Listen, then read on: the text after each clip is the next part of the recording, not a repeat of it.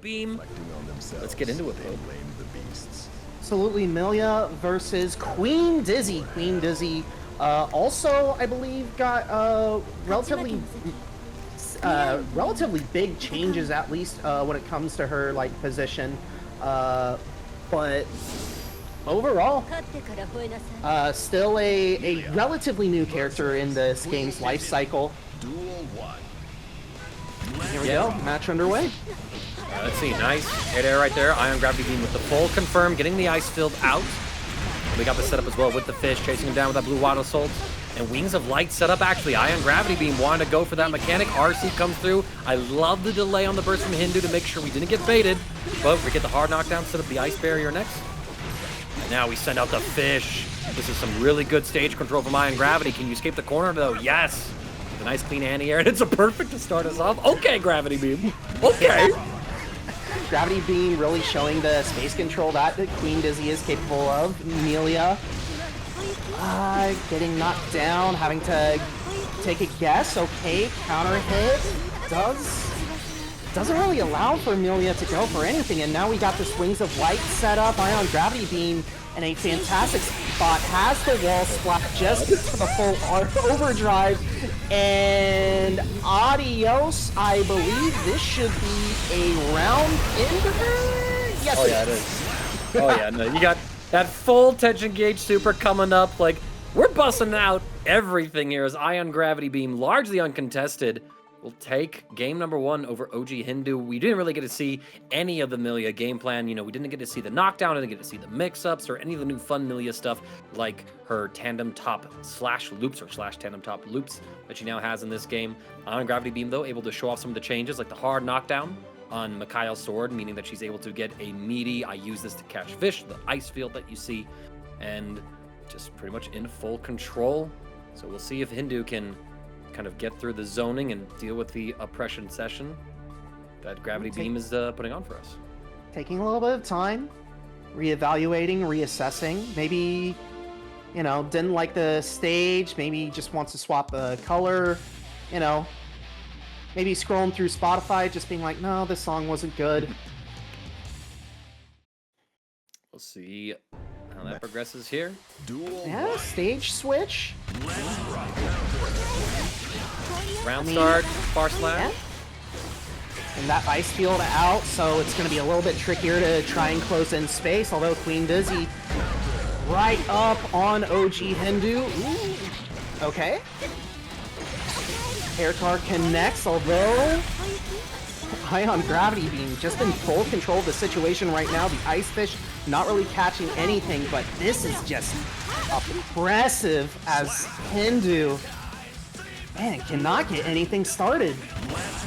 Yeah, trying to wiggle and jump through some of these projectile screening that Gravity Beam has got going on. We keep things nice and simple, not really seeing anything too complicated from HYNDU's Millia right now. We got a cross up low, and now it's actually IonGravityBeam who's looking like the Millia player here with these setups. HYNDU's going in for the advantage, doesn't really try to extend it any further. We get the Mikhail sword.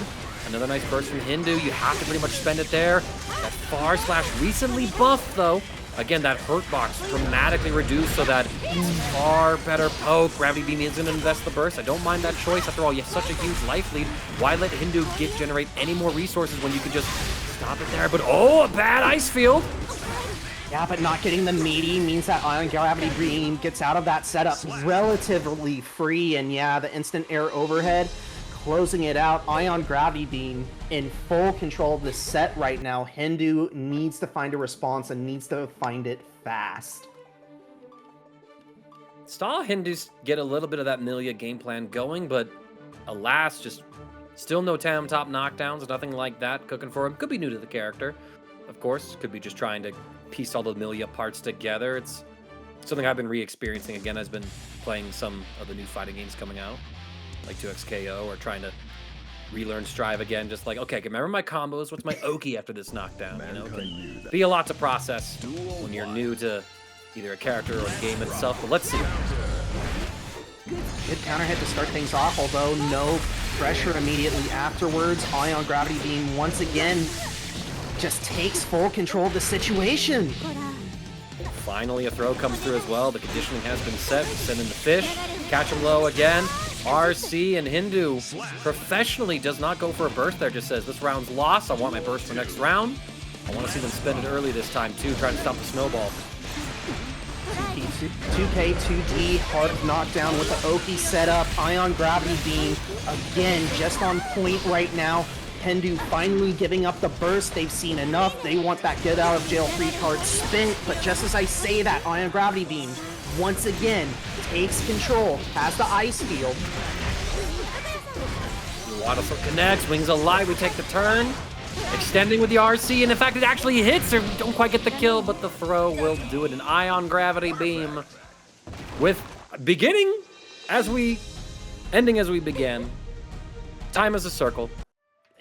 Yeah, actually getting a nice buff in this patch as well. 6K now being like a launcher, giving him some sauce. Meanwhile, Baiken receiving a small nerf to her Yozansen that I recall, where they basically killed the Lord Knight setup, where he'd use the backdash Yozansen overhead to catch people. They reduced that hitbox, so it doesn't really work as well anymore.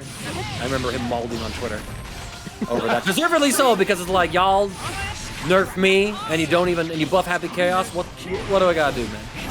The crash out was real and deserved. Yeah, Sanzu, well, we'll see if Sanzumomo is going to crash out here in just a minute. Already a lot of chip damage sort of being taken away from them, but J32 Runt getting hit by the throw, so the tether's on, uses the YRC just to escape it, but Sanzumomo still in that threatening range. We get the jump in, the second overhead, comboing as well.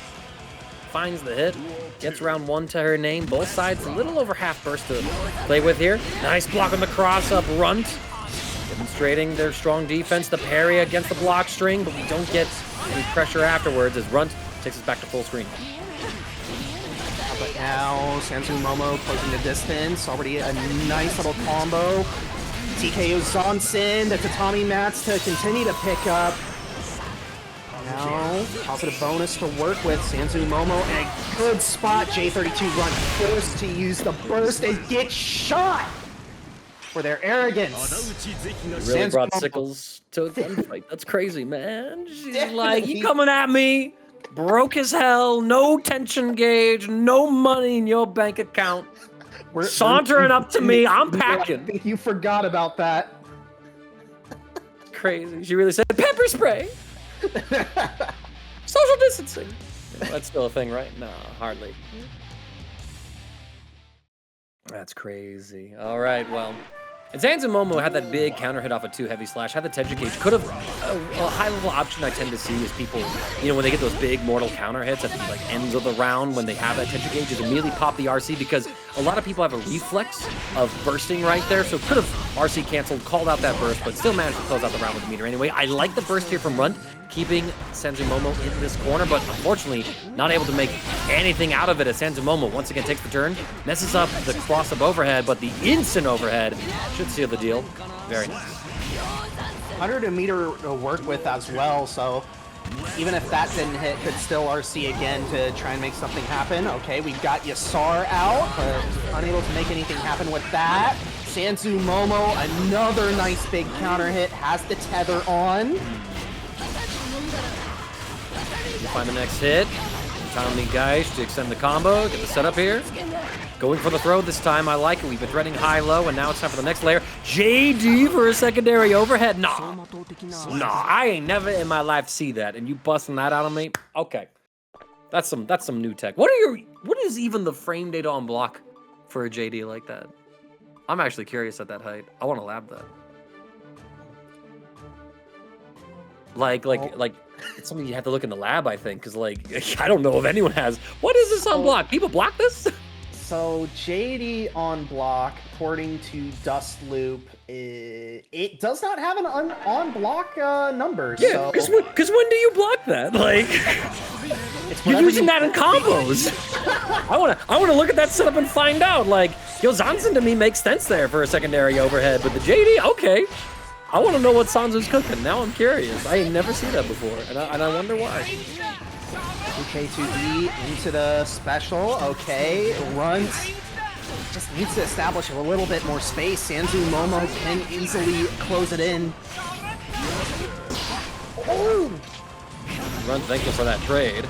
Yeah, but again, still in the danger zone, as it were. Sanzumomo, again, just sort of operating where Runt does not want them to be. And yo, I mean, Runt just having a habit of going for fuzzy guard defense, right? Transitioning from that high block to that low block at that last moment where Sanzu hits the ground, should be threading a low, but it's the extra overheads that are catching and breaking open Runt's defense.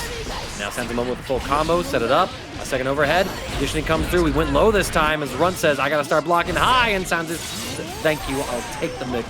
I'll take your life with it. Last chance for Runt at this point has to be perfect. Gold Burst gets blocked.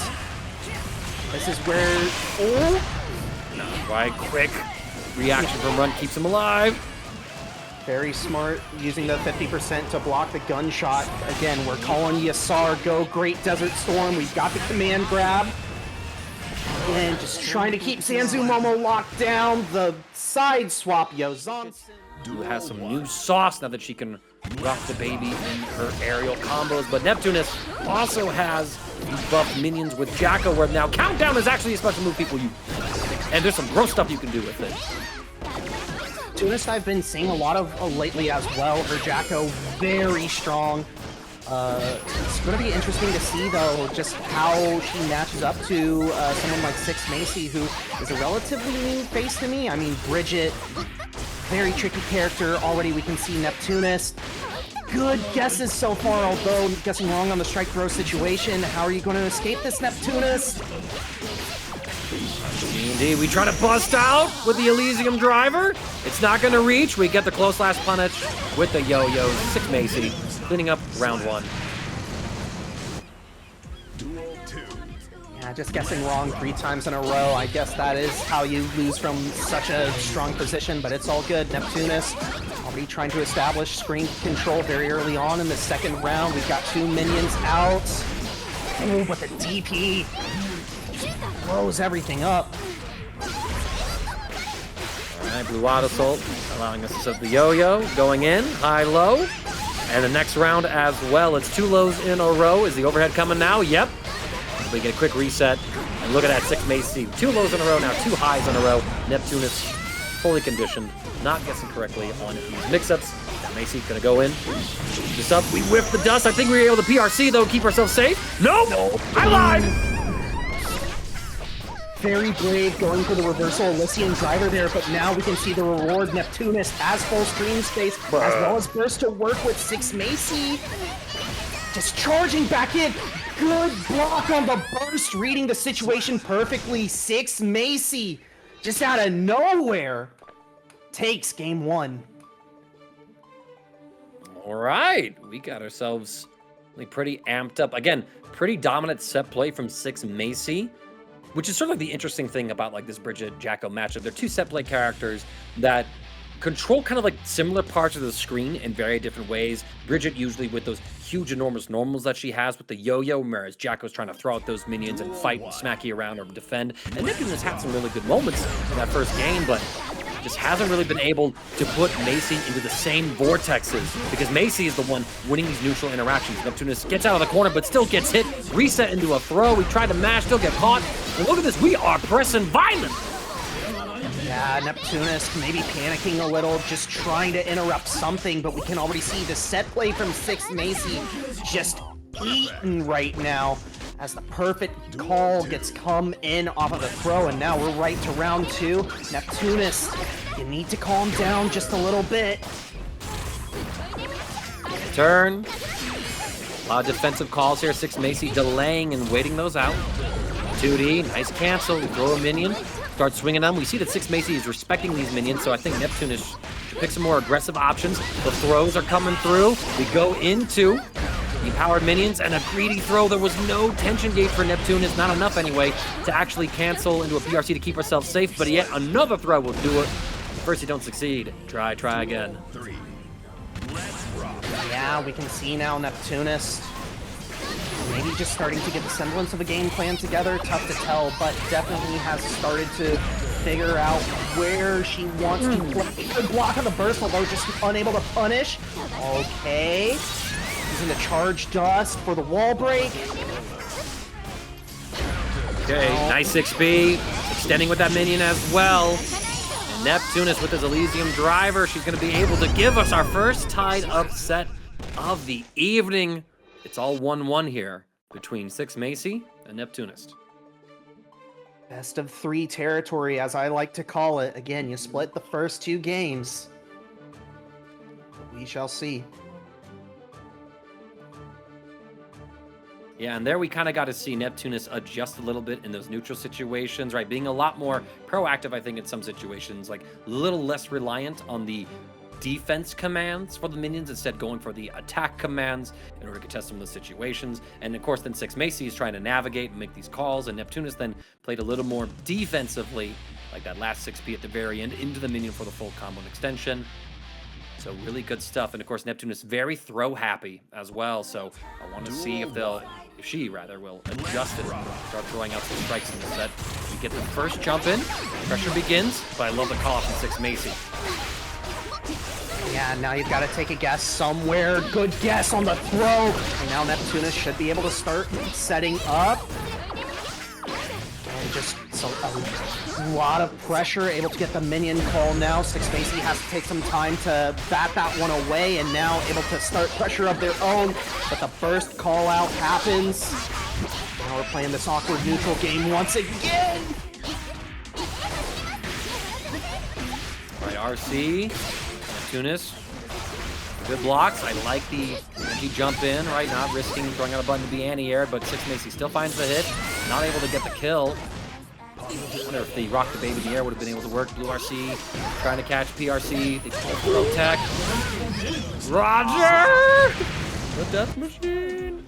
I'm not sure what side you were supposed to block there at the very end. I don't think Neptunest blocked the right way either, but Macy able to take that one with the Roger call. But as we start the second round now, Macy just stuck against the corner now, gets a really significant counter hit. But it doesn't lead to much. It just gets Neptunest off of 6Macy, and we're back to that full screen neutral, which is better than giving Neptunest the corner. Deflect shield, I like it. Option selecting between high and the low. Getting some space to work with. Still got one server gauge. The kick command is going to be able to get us a hit. Just a bunch of stray blows, but honestly, this is where I think Neptunest is getting the most reward here. Goes for the full combo, not quite able to finish it, but 6Macy sees the drop, tries to scramble on wake up, gets hit for it. And it's final round here in game number 3 to see who takes the lead. Just a really interesting scrambly situation all around. 6Macy, the first one to find a hit, already getting the wall splat and the wall break. Positive bonus on their side. Gets counter hit on the reset.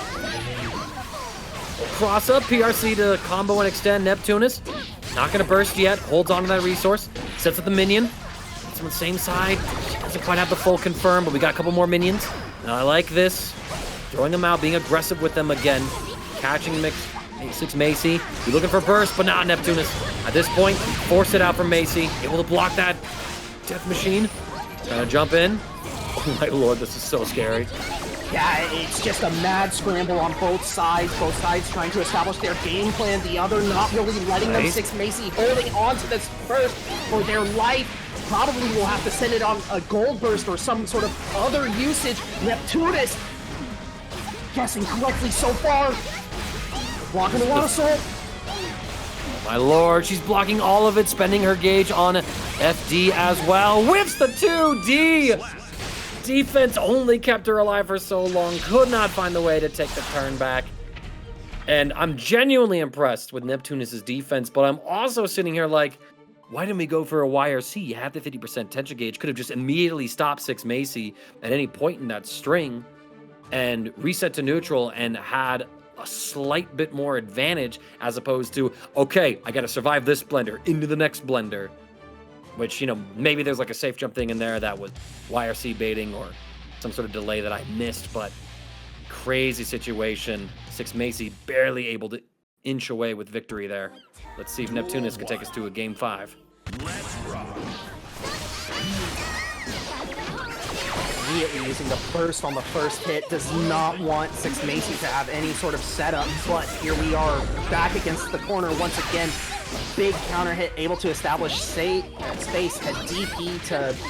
Oh my god, it is so hard to keep track of what's happening right now. Another DP! Both sides just having stray hits. 6 Macy says, okay, I'm busting out the DPs now. Massive counter hit here for 6 Macy. Beautiful confirm. Well, not going to go for the wall break. Instead, we want to keep the set play here. Use our 50% tension gauge to go for mix. Neptunest doesn't block the low. So many overheads came out in one of the last interactions in that situation. So Neptunest blocking a mix that was a round ago. Now is facing possible defeat here in our ladder bracket. Again, no loser side to worry about, but it matter a lot in terms of placements and chances to getting into the top 8 tonight. Blue Watt Assault, keeping the pressure alive and going. Good defense again from Neptunest. The overhead cracks! I'm sorry, I said anything!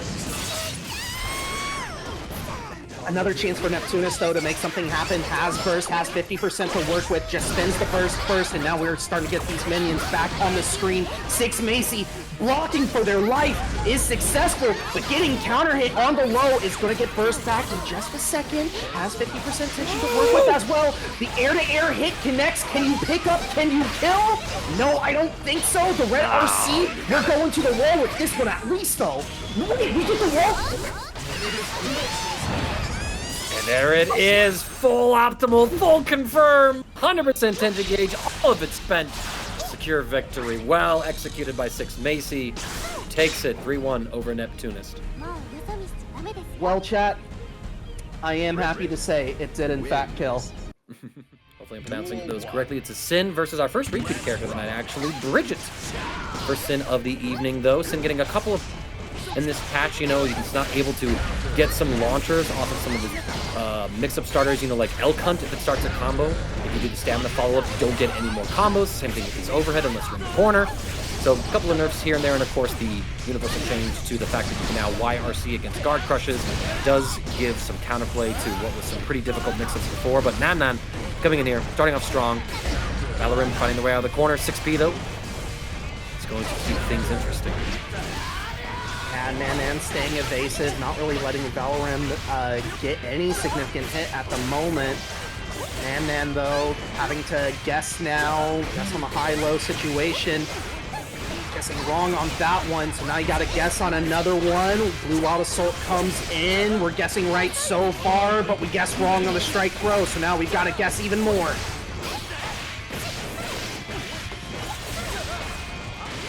Alright, get the throw here into the RC, secure the kill. Valentine will take round 1. Yeah, a long round 1 as it was. 38 seconds left on the clock before that kill. And here we go, round 2. We've got the hard knockdown, so Nan, what is the guess? Oh, we've got the DP, we don't have to guess.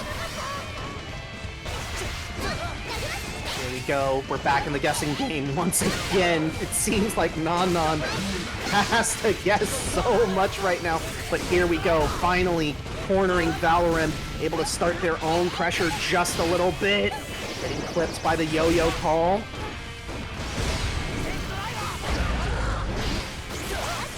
Counter hit, start up, DP gets baited, now we've got tap, dust combos as it was, Pirate hit. I think that was a sour hit.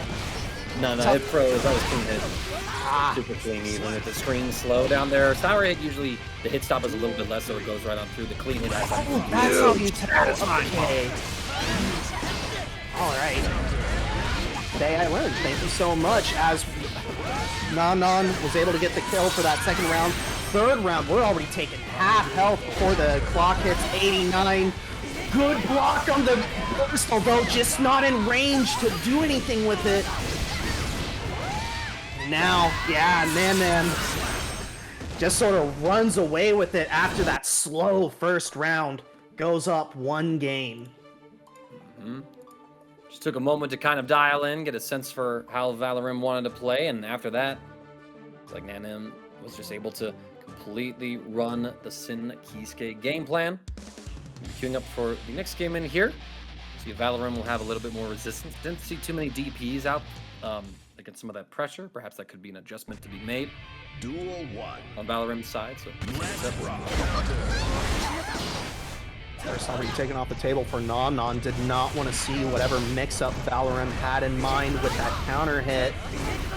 Already Non forcing Valyrym into the corner. Valyrym has to take a guess somewhere. Guessing wrong on the strike throw situation.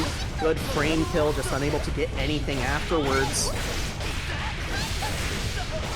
Low on this first mix-up.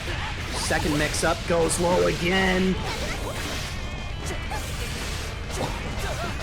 Tries to bait out a throw to punish, although Valyrym still safe, gets DP'd. Non had enough, and now maybe able to start some offense on Non side. We're playing the neutral game just a little bit. RC gets YRC. We go low, cannot get the combo on that one, although we still get the straight hit.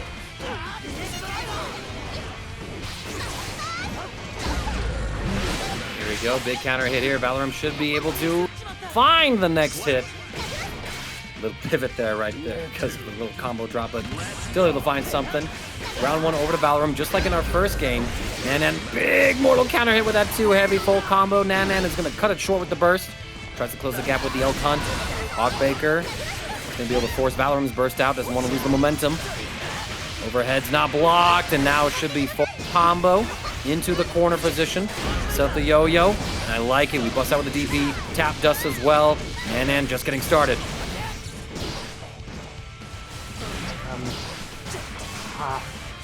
Just trying to fight their way out of the corner. Sends the death machine, gets DP'd.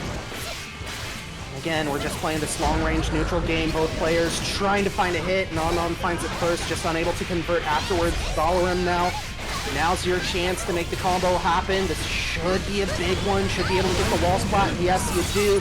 The death machine call-in will secure the positive bonus as well as the hard knockdown.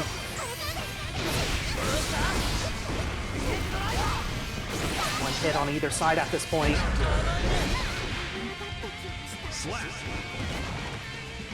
Non finds it first as we go to another round 3. All right, first knockdown here for Valyrym. Goes for that cross up. Big DP here as Nanan finds the gap in the offense.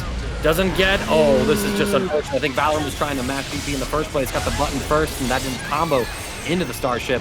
Big damage here for Nanan. Run up, tap dust, no meter. We try to DP on negative frames, but Valyrym just chills.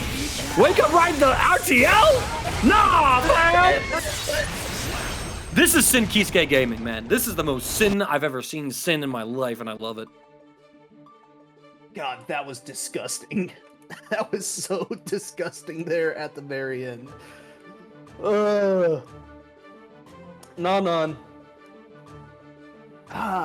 Just looking to try and run away with it at this point. Although Valyrym is just very close to being able to secure some of these rounds and easily make this a 1-1 game. Just has to be a little bit more aware that Non has been so happy to try and bust out. Backdash, avoiding that one. Big counter hit, results in a big burst. Trying to close the gap. Valyrym gets the air-to-air connection. Full combo as well, putting Nanan into the corner, but yet again, these DPs unbaited. And that's sort of like the hard RPS, because you know at the moment Valyrym baits it, it's when Nanan mashes. Like, that's just one of the more infuriating RPS situations that happens here. So you see Valyrym trying to keep everything as tight as possible. You see the YRC come through, but we didn't actually bait it. You gotta look for that block stun indicator when you get that red RC. If you see that it doesn't connect with the opponent, they're invincible for some reason or another. Could have been burst, but with Nanan not having it, the only other option was YRC to read. So this opportunity, Valyrym though, not sweating too much. It's caught by Elcon. Now the far slash, tumble, into the hoof stomp for the full low pickup. No, he had victory so close.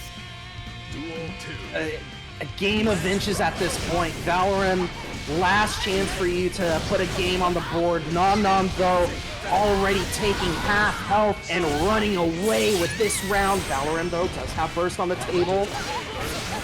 Goes low. Finally baits the DP.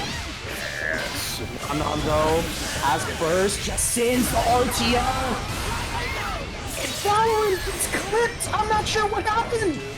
Valyrym was in the startup of Bridget's motion movements, right? Going for that tumble and that spin in the air. So not expecting like, okay, like I'm too far away for a reversal to hit me, right? Not when it sends RTL flying across half screen just to hit you with some iframes. Trying to deflect shield, but Sin Kiske still in there. So poorly timed Red Wild Assault and Valyrym able to take some sort of turn. We get the cross-up hit here. Just waiting for Nan to fall to stabilize the combo. I don't want to see a wall break. Oh, we take it though. Getting that positive bonus. I think the better option might have been just to keep the corner. Oh, especially because this is the outcome. Burst comes back just in time.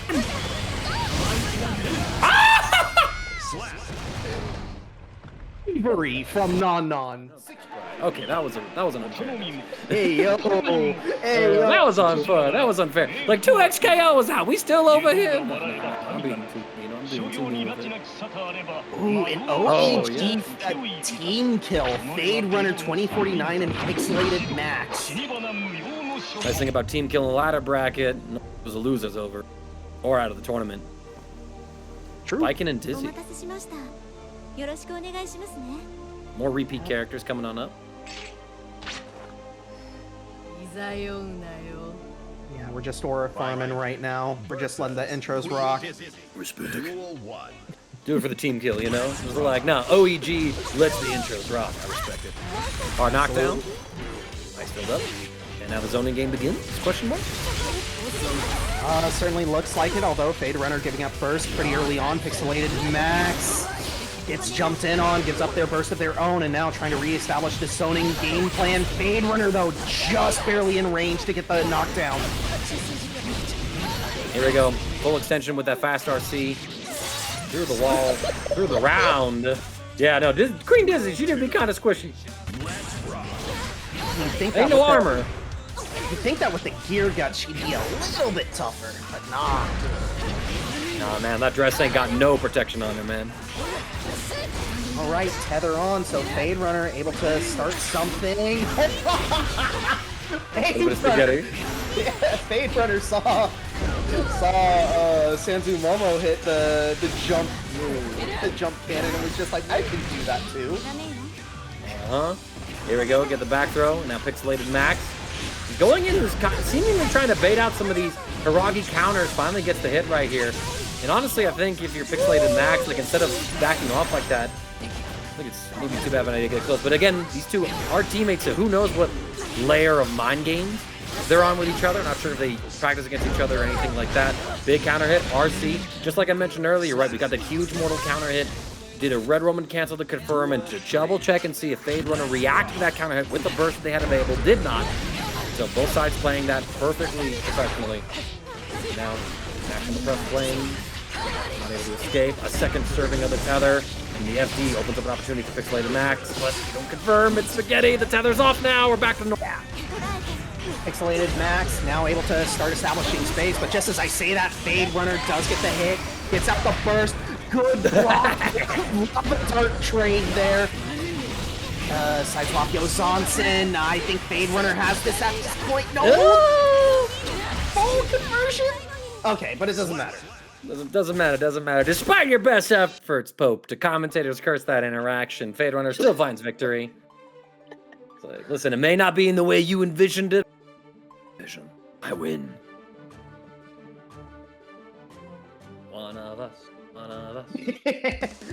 Yeah, definitely these are two players who are very familiar with each other's game plan at this point, so no surprise that these two are already doing like a couple of not exactly optimal stuff, but definitely player-specific stuff.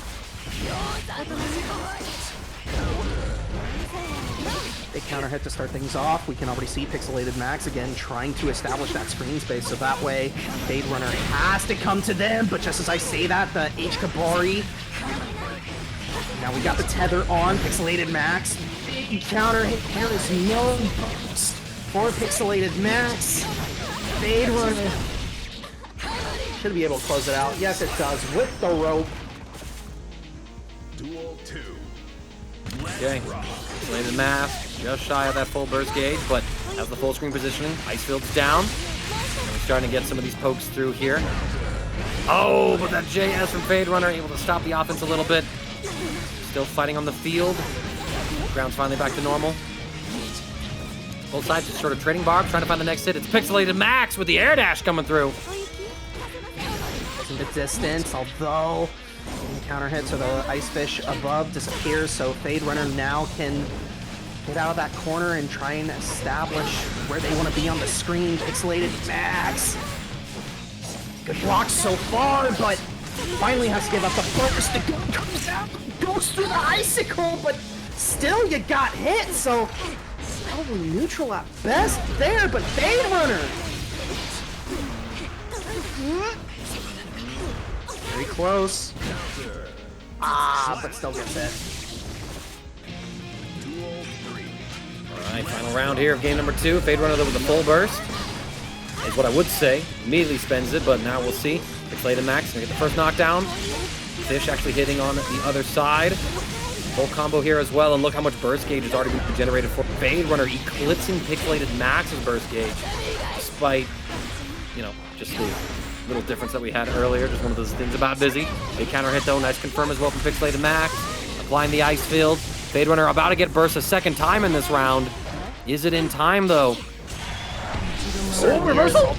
Yeah, reversal super does not connect, but we have the RC back to make it safe. Pixelated Max still gets hit, and it's still being chased out. We've got Tether on now. Deflect shield. Oh, from the top rope as well. Not quite able to confirm. This is scary. The back throw though. This will kill. Spooky. That was the one hit Pixelated Max could have gotten. That Fade Runner couldn't have forced yet another scramble situation. With that burst gauge, they were able to regenerate because of how Dizzy's combos scale and generate more burst gauge for the opponent. Absolutely insane sequence of events right there. Bit of fortune for Pixelated Max too. And we're going into game number 3, all tied up between our OEG competitors. We're going to see who is going to take the lead now at this point and be on the doorstep of victory. It's very interesting, though. Again, both of these players are definitely familiar with each other with their time on the same team. Fade Runner, the first one to find a significant hit, although just no further conversion as well. Probably just expecting Pixelated Max to burst there, instead choosing to burst with the rope on them.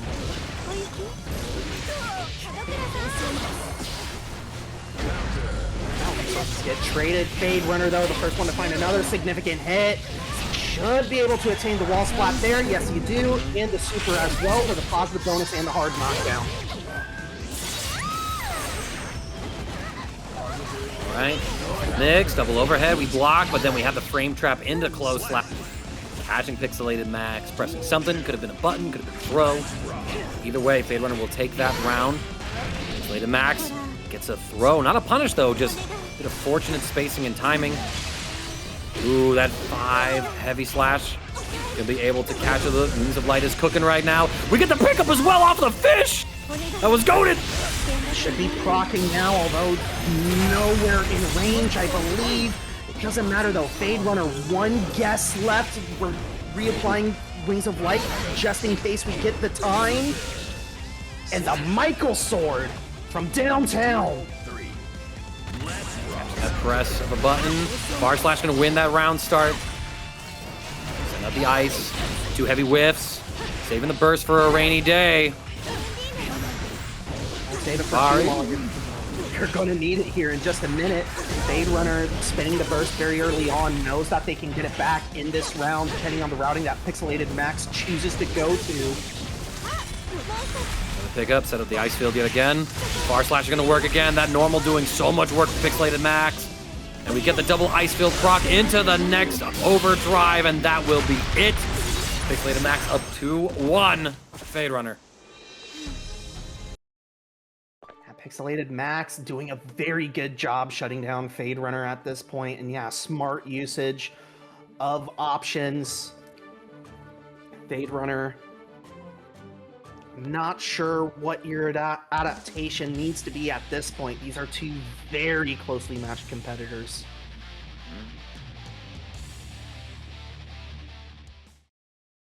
I like that Pixelated Max as well has been able to kind of keep Fade Runner guessing on the anti-airs, right? Being able to weave in and out using the projectiles that intercept and beat out Fade Runner's attempts to 6B. Big counter hit here, but Gonna be an early burst here from Fade Runner, who doesn't mind. The ice field's gonna be procced.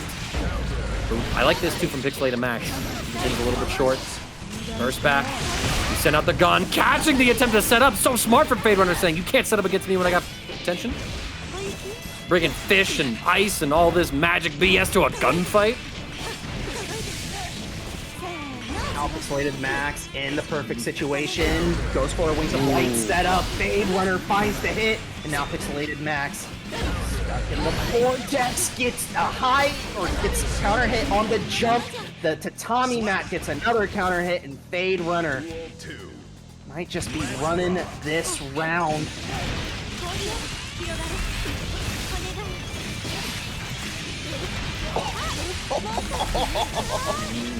Side swap on the Ice Fish, so smart. We've got Wings of Light set up. We're sending the fish downtown. Wings of Light just about to proc now. We get another counter hit. We're not even going to need these wings as Pixelated Max. Oh, wait, we might. And we do need them just to close them out. Pixelated Max now on match point. Big opportunity here for Fade Runner, starting off strong with this tethered combo. Just the full optimization loop. That was impressive stuff. Goes to the throw. Pixelated Max somehow ready for it with the tech. Though we do see that Pixelated Max has gone for defensive throws in many of these situations. Quick burst there from Fade Runner. Doesn't want to lose the momentum. Wants to keep Pixelated Max in this corner. But alas, you are forced back to full screen. Ice field's applied. Pixelated Max just trying to zone. Brings themselves right into Fade Runner's normals. The swinging of the tether connects. Full combo and pickup. Not going to be dead off of this. But burst gauge is regenerated. We go through the wall. It's a hard knockdown. Pixelated Max does have burst to work with. At an inopportune time, Fade Runner ready for it, just unable to punish though. So Pixelated Max now has to do this the hard way. It's a good counter, just unable to follow through. But Fade Runner finding the opening, confirming the hit, and brings us to our first Game 5 of the night. Things are getting more and more intense in the ladder format. The team kill has yet to be decided as both sides are making their case against the other. Pixelated Max and Fade Runner 2049 going into Game 5. No swap of the characters, nothing like that. We're just going right back into it with our tried, trusted, and true. We'll see who comes out on top.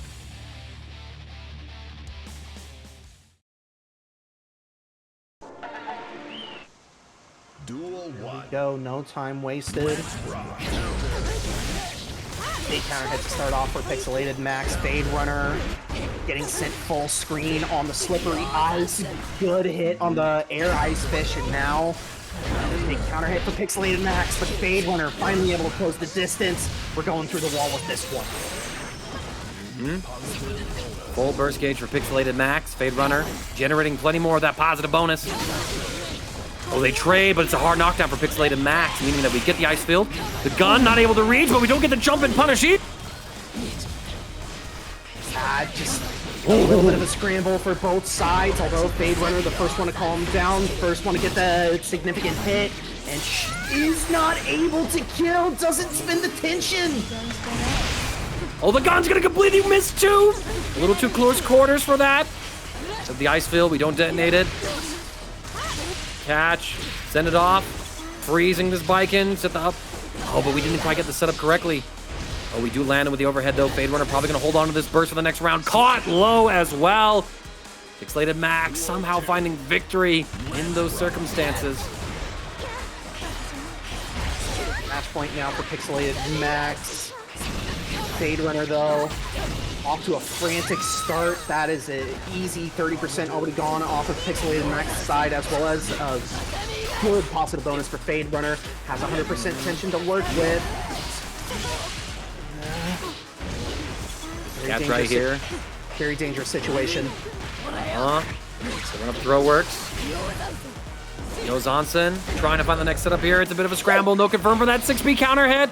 We have the meter, we have the resources to. Fade Runner just not ready to press anything that would have secured that kill. They get the hit here though. Full combo and pickup as well. Nice and clean. Final game, final round between our two OEG competitors. Fade Runner just now getting first, immediately spins it. Know that they can get the next one depending on the routing within the time, but Pixelated Max is actually just going for chip damage at this point, and we can already see Fade Runner down to the last 20%. They are not going to get this burst in time. The overhead, what a fuzzy match from Fade Runner, no confirmed pixelate match. Jumps back a little bit, controls, nice just block onto the ice. Immediate overhead with the Yozatsen. Fade Runner now with a massive hit. Pixelate to max, put into the corner. I like that we didn't get the wall splat there just so we can keep running offense, but a massive counter hit. The red Roman cancel to get the confirm going as well. Blue Wild Assault extends the combo and pixelated max takes down their teammate Fade Runner 2-0-4-9, 2049. It's not your year. Come back in 24 years, man.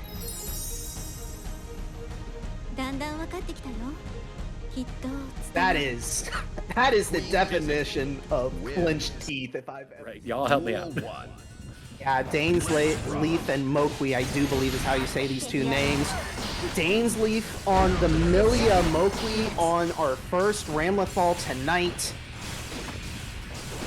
We can already see resources exchanged already on both sides. Both players just trying to find an opening to get in. Mouqui sending the sword to keep Millia locked down just a little bit with the sword explosion.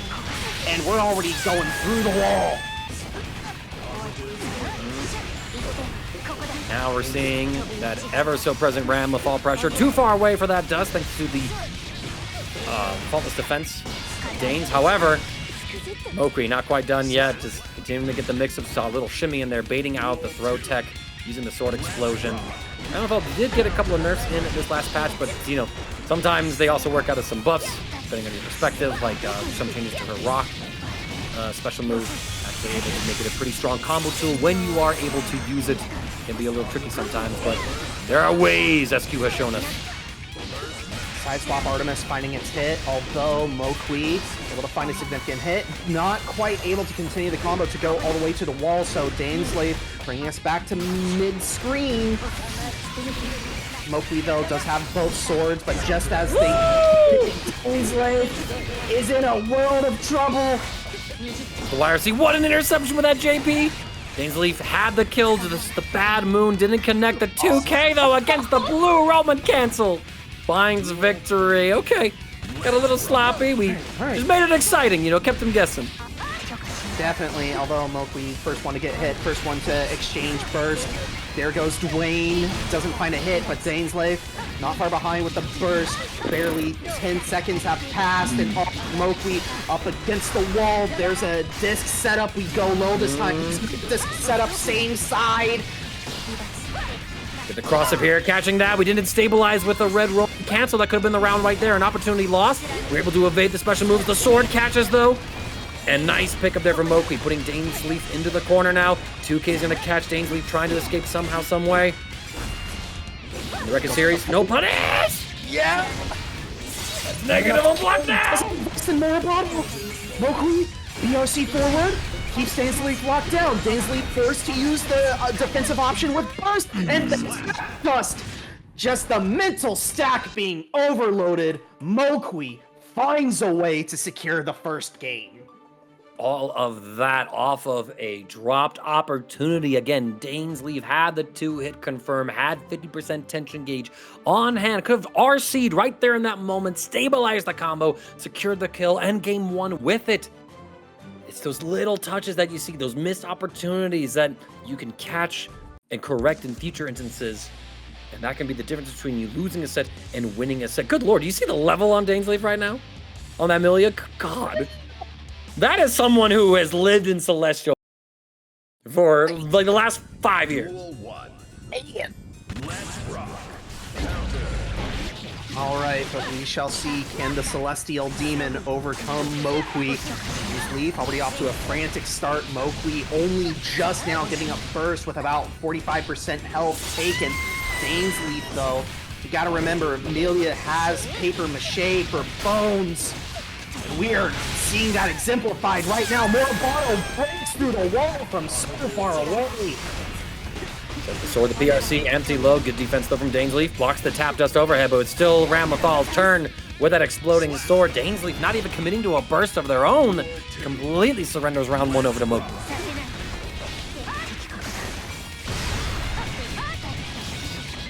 Flex shield, keeping DainsLeif off of him. But DainsLeif Get right back in there, gets the cross up. I'm pretty sure that was a cross up. Maybe it wasn't. Ambiguous as hell, if you ask me. The overhead, the spell comes through. Super, no. Just take the wall slump. I agree. I'll definitely take the wall slump. Yeah, and DainsLeif showing exactly why. Just the extra damage tacked on when you don't have to worry about a reset situation. Last round in the second game, are we going to go to best of 3 territory, or is Mouqui going to bring us to a 2-0 situation? Already giving up first. Mouqui, though, very just bleeding heavily at this point. DainsLeif seems to have gotten into a rhythm and goes not high enough to avoid getting hit. And DainsLeif does bring us to that best of 3 situation. Crazy circumstance right there. It was like 4 separate hits comboing in a row. Just able to find blow after blow after blow. Like, a little bit crazy. And now we're going into this game number 3, all tied up yet again. Great to see the sets become more and more competitive as the night has gone on, as the brackets Duel 1 have progressed tonight, or ladder, I should say. Let's get to it now. Rock getting blocked. Mouqui, though, already forcing DainsLeif into the corner. Already giving up first, as well as DainsLeif did find a stray hit somewhere. And now DainsLeif trying to take control of the moving car, trying to get into that driver's seat, as it were. Disc setup does not get blocked. Go opposite side with the hit. Another disc setup. Go same side, but not blocking. Overhead for the TK Bad Moon. And DainsLeif, is moving at a mile a minute.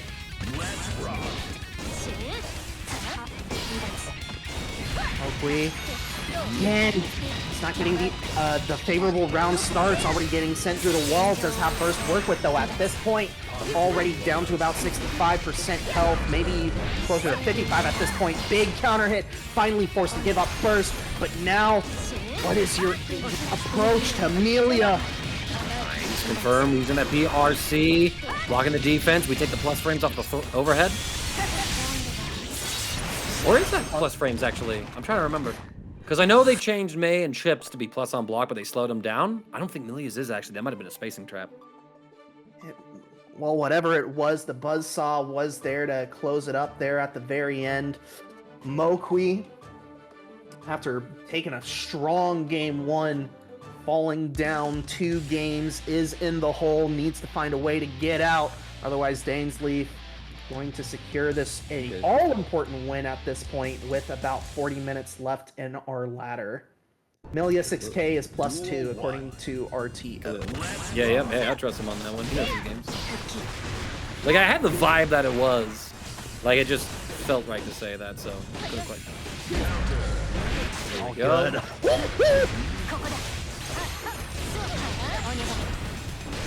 DainsLeif back against the wall. Able to escape, though. Mouqui down a sword. This is a perfect time for DainsLeif to make something happen. He does. Goes low. Mouqui finally forced to give up first. Getting the 2 swords back. Goes air to air with the throw option. The winger blows up whatever Mouqui pressed. But here we go. You're not safe until you get that KO. Anything is possible right now. Big air to air with the JS for DainsLeif. Gonna be able to convert as well. Going up to set point. Duel 2. Let's rock. Be a very strong competitor. I know that they're capable of bringing us to at least a game 5. But is DainsLeif going to run away with it at this point? Not at this point, though. Mouqui has DainsLeif stuck in the corner, starting to get swords refunded. Uses the YRC to blow up the disc. The sword toss to come in. Should be able to kill. Does. Alright, we're not out of this one just yet. Mouqui with half burst available. Uses immediately on the red Roman cancel, but it doesn't convert for 5k. It completely drops. Doesn't matter though. Mouqui's still able to take DainsLeif to burn the burst as well. Throws out a sword. Got to still buy time for the other one to regenerate. And it's a run up close slash. After all, that is no longer plus on block. Ramlethal's records go across some counter hit. Now DainsLeif trying to put Mouqui into a world of hurt. There's the first hit. There's the second hit. many layers to these mix-ups that Mouqui is not guessing right on. The counter hit should seal it up. DainsLeif wins this one in a 3-1. Duel 1. That's crazy. One of these two players is about to lose twice on stream. That's kind of nuts. That's kind of foul. I'm sorry for doing both of y'all like that, but Yeah, make sure it ain't you, you know what I mean? All right. better you than me, yeah. Uh-huh. It gets a very solid counter hit. Mouqui half health, have to give up burst. Actually, both players already know burst to work with. Back throw incident on Mouqui's side. Neptunest getting hit out of the air. No wall splat. Try getting that one there, but here we go. We get the one time. Mortabato. Get that down. Mouqui running up, tap dust. Pretty classic option. Steers that round.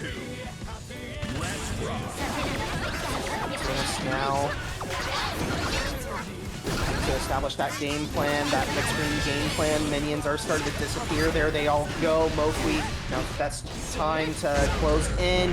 Goes air to air. Neptunest. Gotta guess somewhere. Take a good time too. Not able to get the full confirm. However, Mouqui, hard knockdown. Once again. Advancing.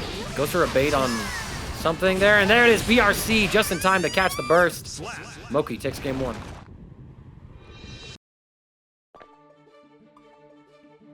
It's gonna be very interesting.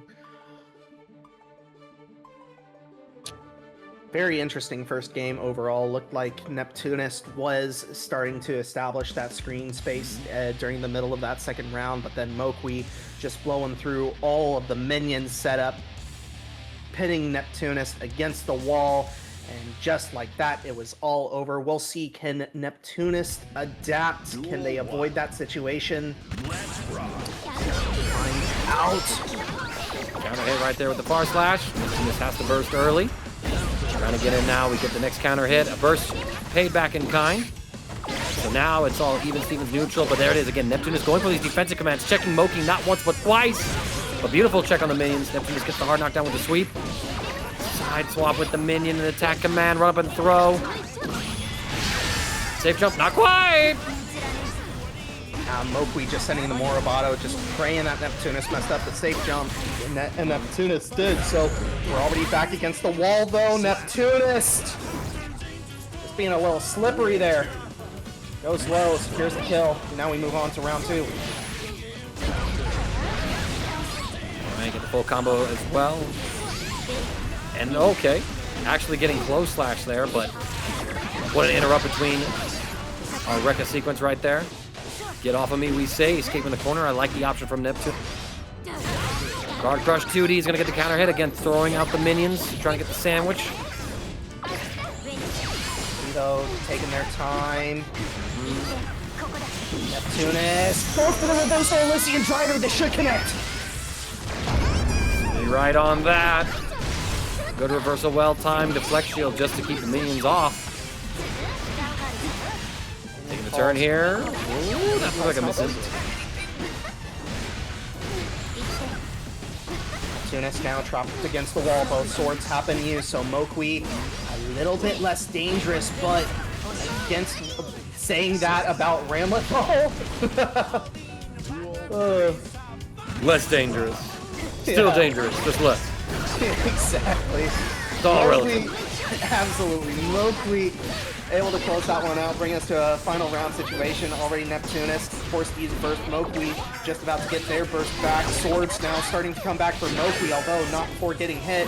Mouqui bleeding a little bit, but Neptunest sends the Elysian driver. That actually Yeah, no, Mouqui went for that close slash meaty and got called out and punished. We look for that burst. We're able to bait it eventually, but so not quite able to get an advantageous position for blocking it. The shimmy, yet again from Mouqui, that backdash using the sword explosion to punish the throw tech. Well done by Mouqui, but you only get the wall break for it and positive bonus. Into the corner, oh no, the sword explosion! Creating too much block stun to connect with the throw, and Neptune is teching it. Gets the throw instead. It's all tied up now. 1-1, Squid. Even best of 3 territory yet again tonight. Mouqui and Neptunest evenly matched so far.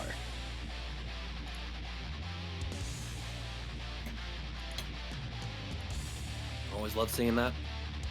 Again, the sets have been ever so hype tonight as the ladder bracket has progressed.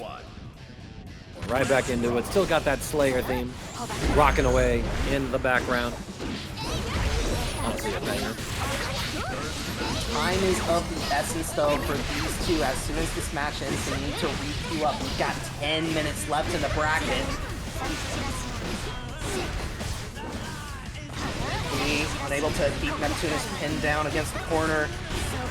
Neptunest just being so evasive right now. Good block on the sword explosion. Counter hit. Doesn't really result in anything, but Neptunest able to escape the corner finally. Now able to start the layered offense. Wall break using that minion as well, but the 2S will intercept the round start. RC to extend the combo. Full charge dust. Combo, however, drops. Now Mouqui in a rough spot. Able to force Neptunest burst out at the last moment. We're able to check the minions one after another, but the rock is not going to be able to save us. That rock too far away, but regardless, Mouqui being able to bait that burst out of Neptunest, kind of a win for them. Even though Neptunest takes the round, Mouqui has advantage on the burst economy. Nice counter hit firm. Nice. Yep. Sword explosion allows for the extension, meaning that Neptunest down to almost their last 25% just off the round start. But yeah, Mouqui just outside of range of that jump in normal, and so he's trying to walk forward to kill some frames, assuming they have blocks done, but they weren't there, so Neptunest reversal throw, able to catch and lead to that situation. And now Neptunest trying to get the lead here in the set. Several overheads come through. We're looking for reversal. We're looking for burst. There's so many defensive resources. Neptunest is going to send out with the Elysium drop. And it catches! Dead! Mouqui got caught pressing 5P, I believe. And Neptunest just sends the driver. Mouqui now needs to tie things up quickly. Neptunest, one game away from a very important match win.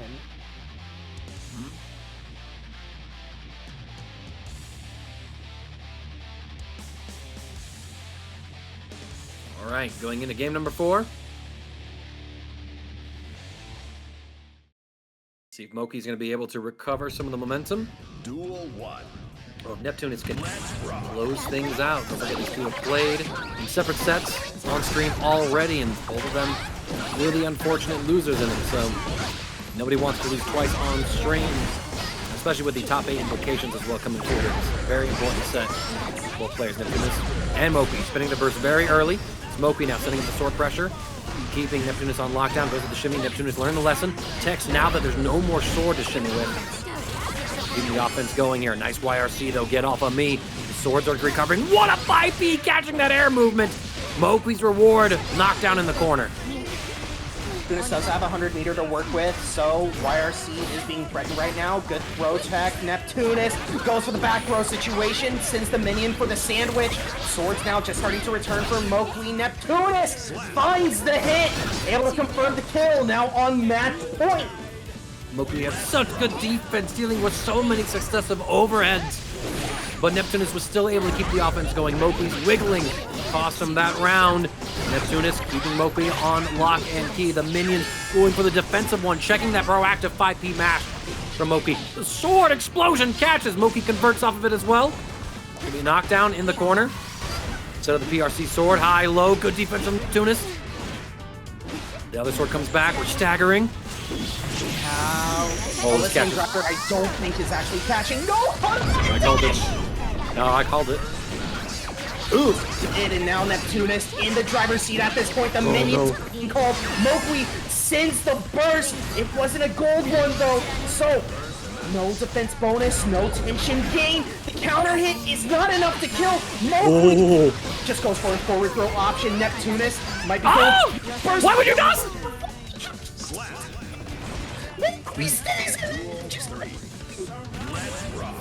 Okay. I see you. Somehow Mouqui just winning off of that tap dust situation. What an absolute clutch situation. Could have had the confirm. They had the YRC punish and just needed a close slash or something like that. But, you know, here we are instead. Oh, the minion absorbing the 5K. So Neptunest was able to connect with a 2D counter hit. Going nearly coast to coast, run up and throw. The next servant is coming down. YRC off of me.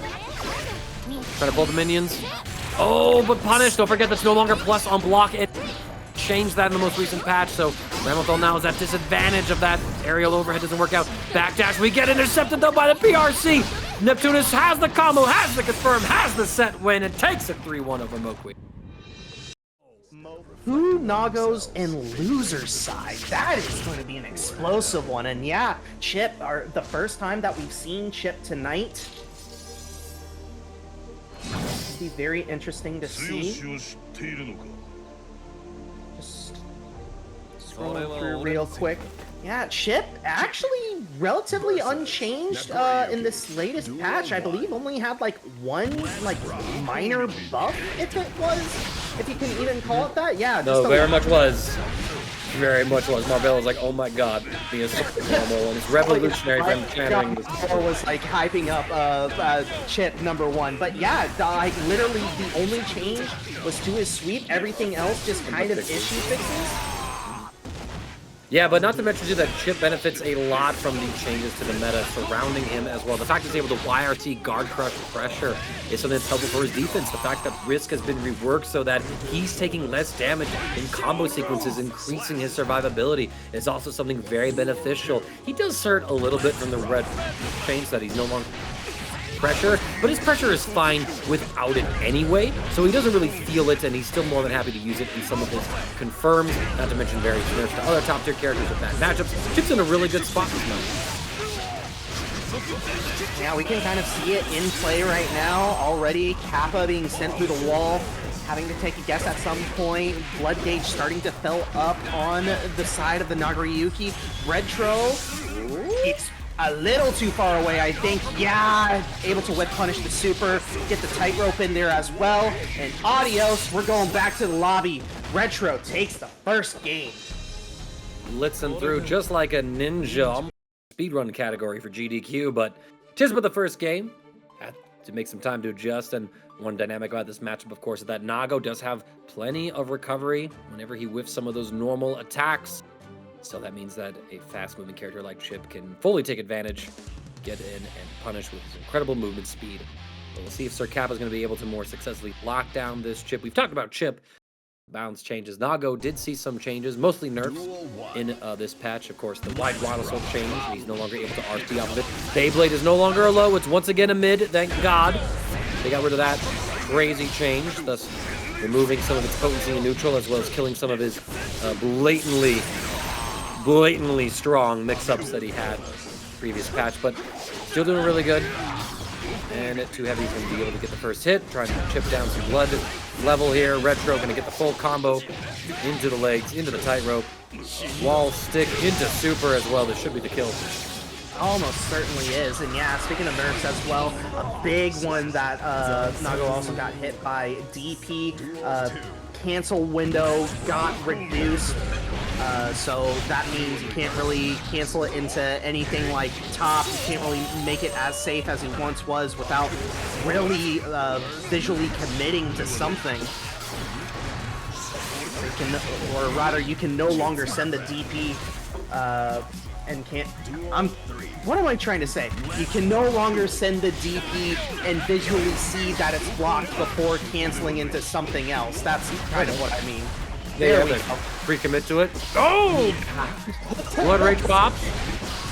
Yeah, no, I think that was sort of unintentional from Kapa, and yeah, we can already see Redtro all over it. This should be the round, although the Vampire Guts kicking in.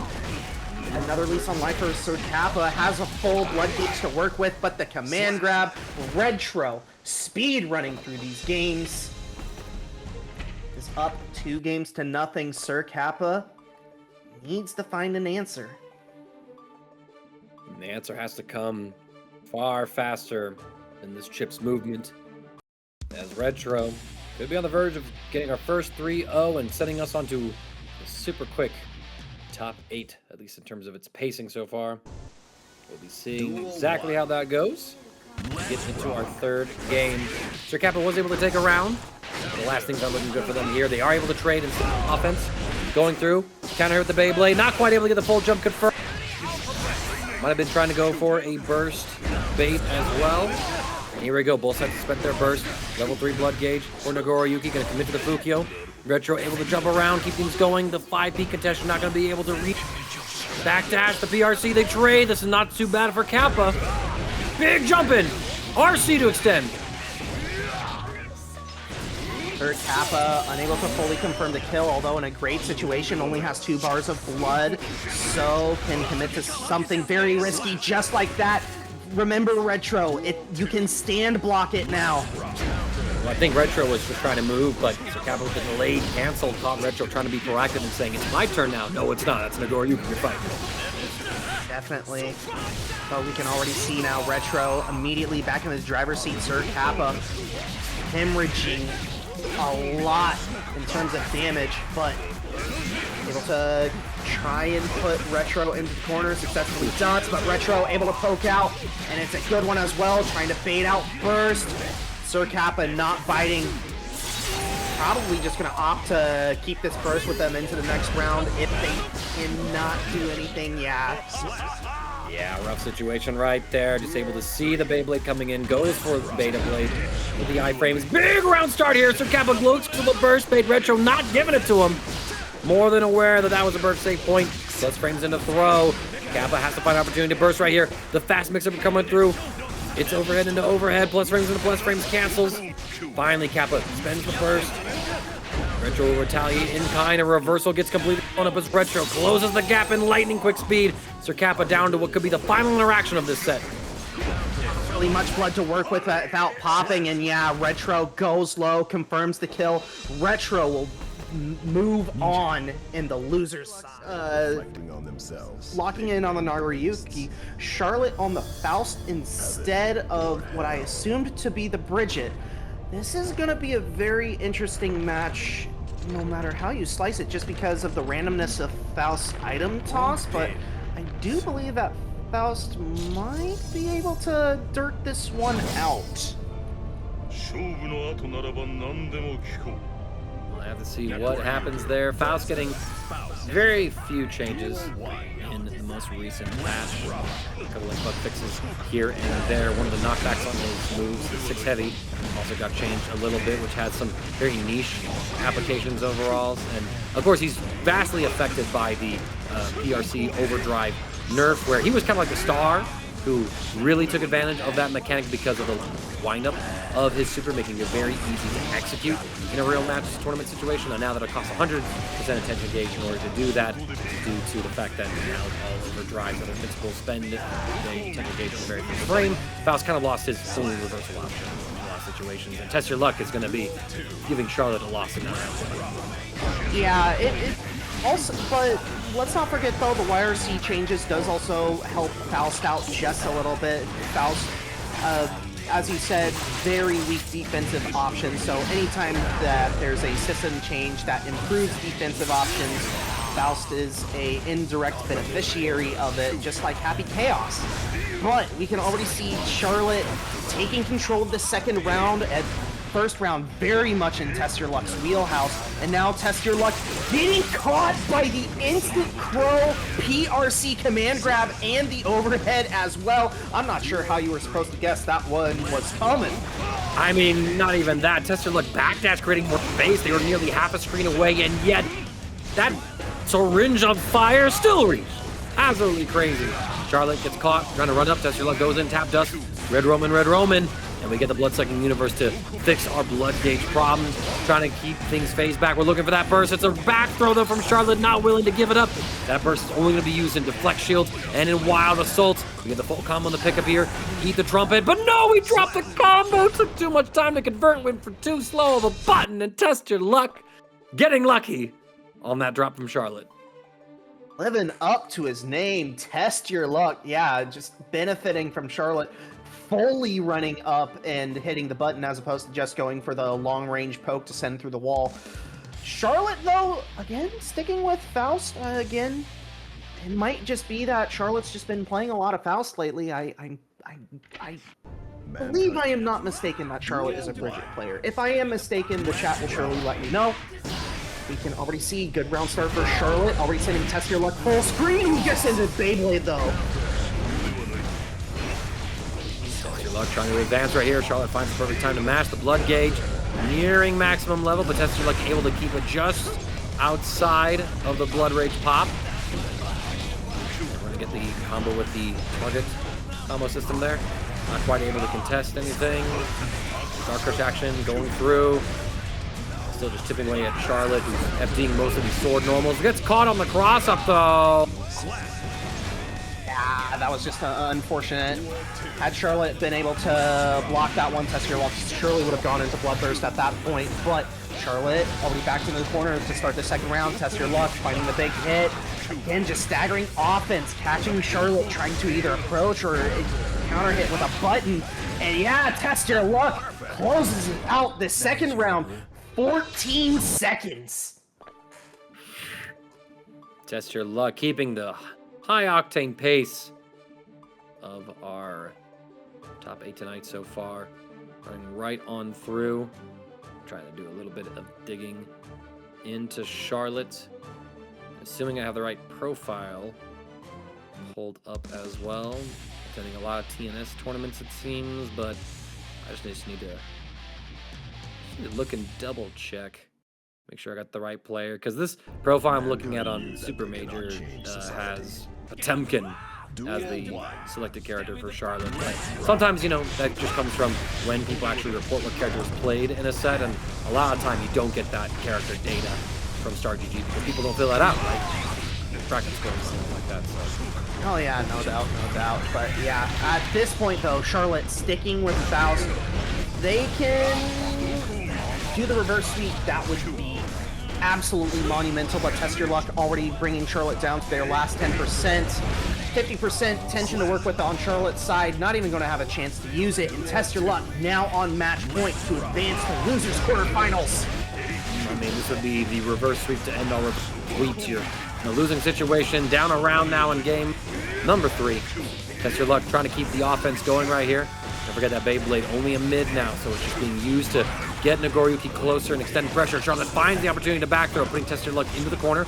Eats a bomb. We can use that for later. The full pickup here is what I would say. Has the PRC to keep himself safe. Caught back dashing by the 2S. A little bit more chip damage. And finally, TestYourLuck finds that final hit, closing things down with a 3-0 victory over Charlotte. That was just oof. Yeah, all I can say is that sometimes you just gotta accept that you said a name wrong, and that is something else. We do have Kensei and Deafheaven though coming up to the plate right now. We're letting intros rock.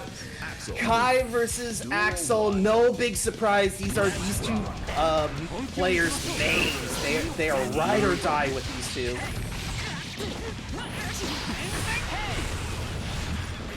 Here we go, fighting out of full screen, both sides still with full burst available.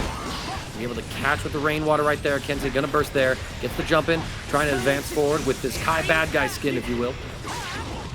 Turn, backdash caught, no confirm, and now you're in the vortex. Kai did get significantly buffed, I would say, in this latest patch. One of the most important things, Shock State no longer goes away on hit stun. Yeah, once Kai gets the hit, if you are in shock state, it will last throughout the entire combo until Kai chooses to expend it with a special move. A nice quality of life change, but a really big one too is the fact that Stun Dipper is just consistent at all ranges now. You used to have to space it out before to get both hits. If you misspaced it, well then you would be put into a pretty bad situation, would punish you. Now, it launches into the air. You saw how his daughter was doing it, and then said, yo, what if I just did it? Thanks, daughter. Yeah. So we can already see Deafheaven, first one to take a round off of this match. Deafheaven does have burst available for them, but only just after this wall break happens. Kensei, positive bonus, gets a hit on the approach, and now Deafheaven sending Kensei back full screen. We're playing the zoning game. Kensei trying to get through, but look at that Deafheaven managing the space, using these fast recovery normals in order to keep Kensei guessing on the approach. Run up full slash though! Kensei in there! Kensei is on point. He is so on point! The full charge dust! or rather the tap dust, not the full charge. Deafheaven being sent through the wall, probably not looking to expend this burst. If they don't have to, honestly, it might actually be worth it if you get hit to send the burst regardless. The run-up throw uses the RC. We've got the time stop install. The E pops up. Yasar will close it out. Deafheaven takes the first game. Pretty fun Axel routing right there, as Deafheaven basically just got to build their own combo. Didn't have to worry about being optimal, just had to get the kill on the Kensei. So Deafheaven up 1-0. Kensei having a few moments of glory, of course, be able to weave their way through the Axel zoning. It wasn't enough to keep close to Deafheaven to maintain pressure. So we take a loss in game 1, but we're on to game number 2. Brand new set. And Kensei certainly not out of this one yet. I mean, Deafheaven's defense, though, pretty solid. It can be a little easier to deal with some of the more basic strike, throw, offense presented by characters like Kai, compared to some of the other heavy set play characters that you find in Guilty Gear Strive. Still both. Don't get me wrong. Potential, man. I just saw Kensei's hard Deafheaven. Oh, I'm not sure what the starter was, but Kensei getting all the juice out of that one. Deafheaven already stuck against the corner once again. Sacred Edge trades and kills. Crazy stuff. Absolutely insane. Deafheaven down a round in the second game. He's gonna try and bring us to a round 3 situation. Good starter, just only gets the burst though from Kensei. Kensei now getting that shock state applied. And Kai now so much more dangerous now that all of the combo routing is consistent. Yeah, but Kensei needs to get that hit first. Deafheaven able to weather the storm. Not really get caught by anything. Kensei looking to close the gap. Deafheaven, though, denying access.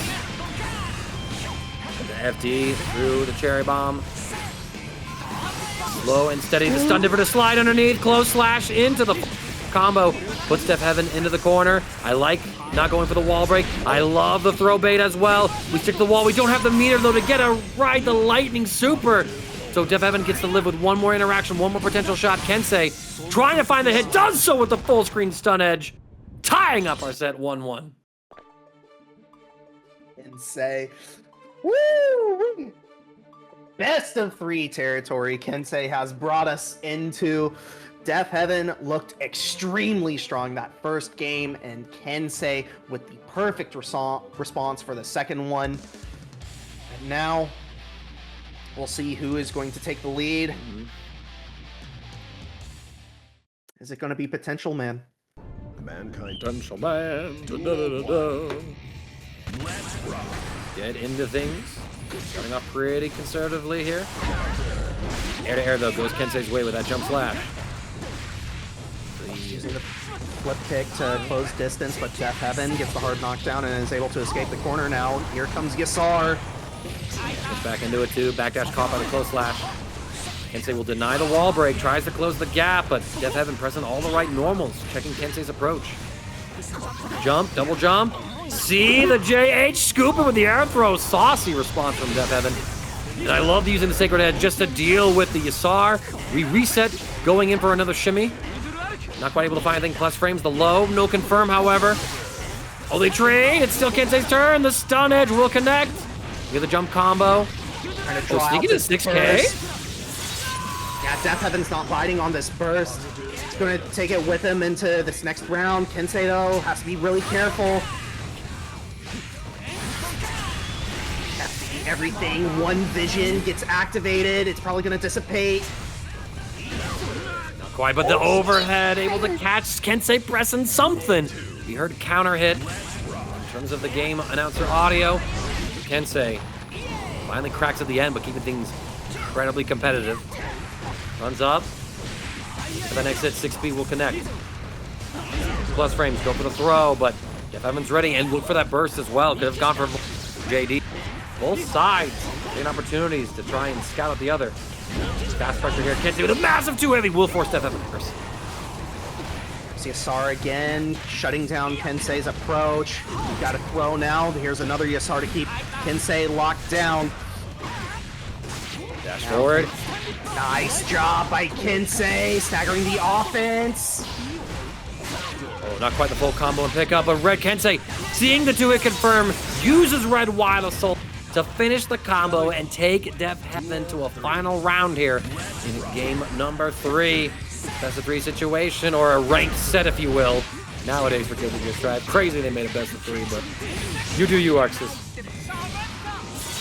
The snail for the wall splat and the follow-up as well. Kensei losing 40% life off of that one, although first nowhere close for Kensei. Deafheaven just about to get it back. Also has almost 100% meter on Deafheaven's side. Kensei just surpassing 50. It is all the resources stocked up on Deafheaven's side. Should be able to get the kill is what I would have said. No, Deafheaven doesn't. This gives Kensei an opportunity to try and force their turn over and over again. Runs over the close slash. You just Miracle Storm. I'm not sure what Deafheaven was thinking there, letting Kensei off the wall, but able to get bailed out by the Sickle Storm. Deafheaven taking the lead. I'm gonna keep it a buck. I think there was just a drop. I think Deafheaven either had a brain freeze on, wait, which ender do I go for here, right? Like, just kind of stuttered on it. Or try to go for, like, a special input that was dropped during the screen freeze of the wall. Something like that. But either way, it did work out for Deafheaven at the end of things. And now Kensei is going to burst very early in this round. He's trying yet again to work his way in. Yeah, now... in kind, didn't like that starter, was just like, nah, let's just trade burst here.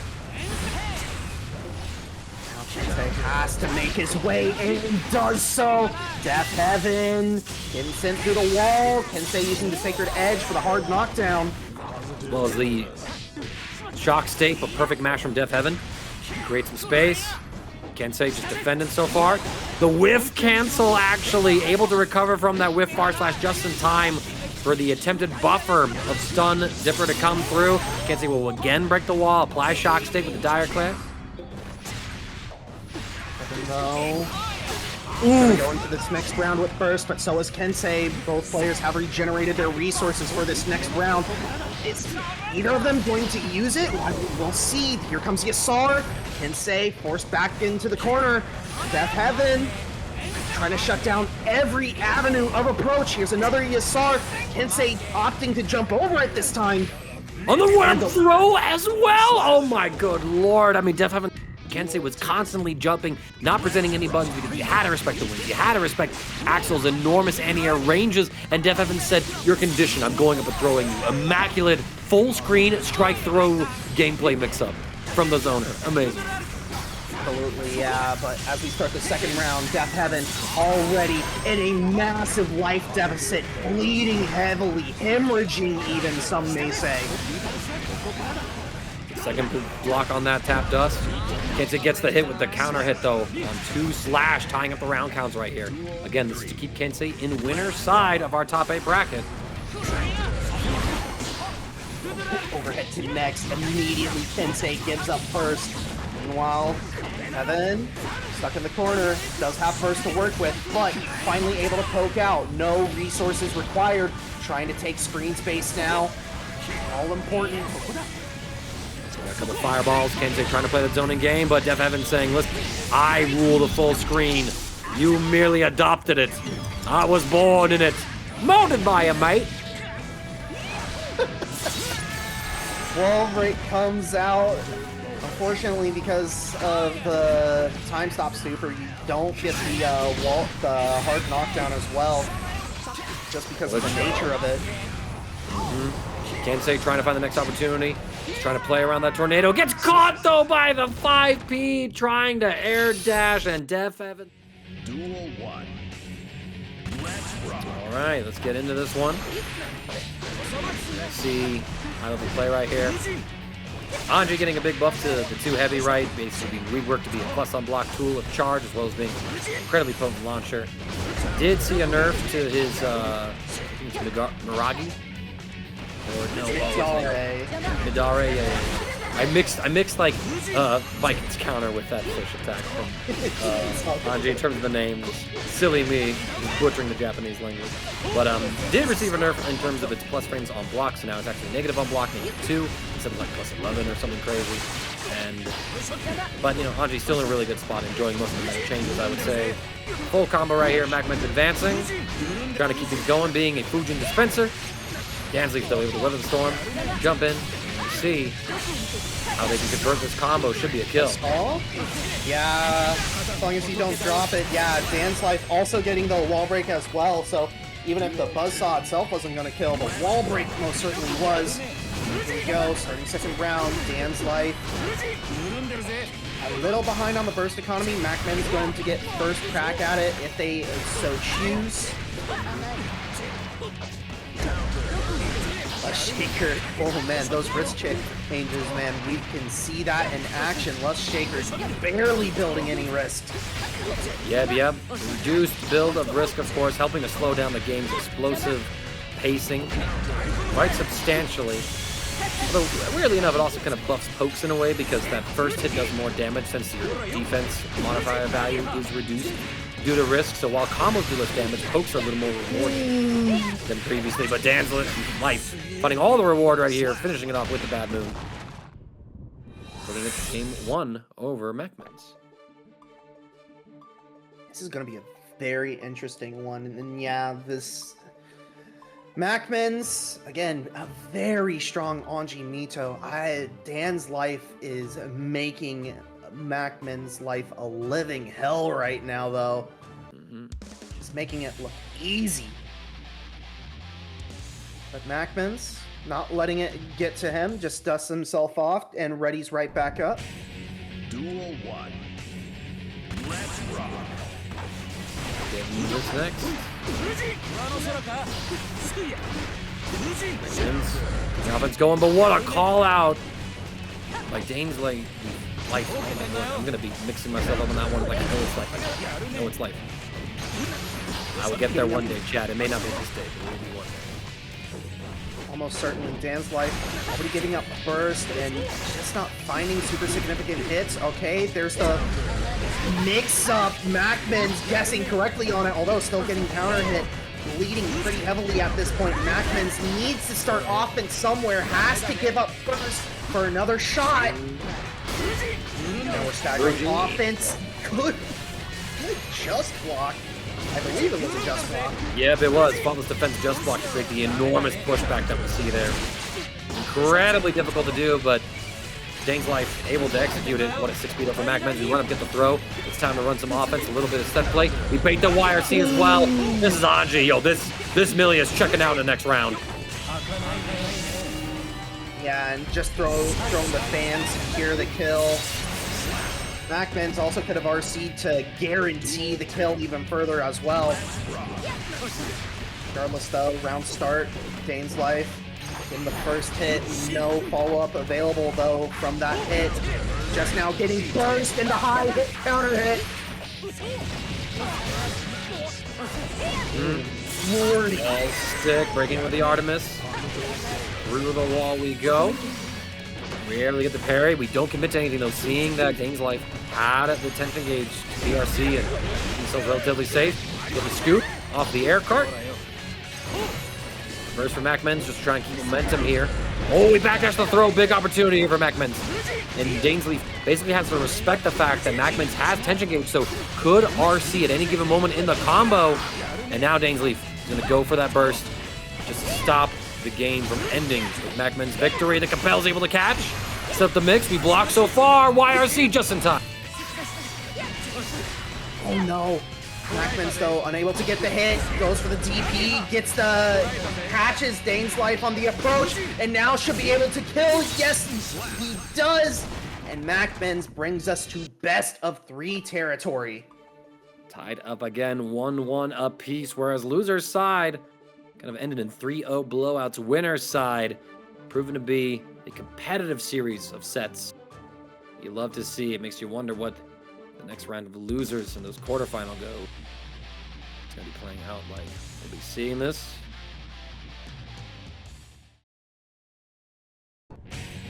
Duel Duel 1. All right, but here we go. Game 3 getting underway now. DainsLeif again getting a hit with a stray Capel. That one gets blocked this time. Again, risk gauge not really getting cranked up from the blocked Lush Shaker. Big counter hit forces Macmens to burst.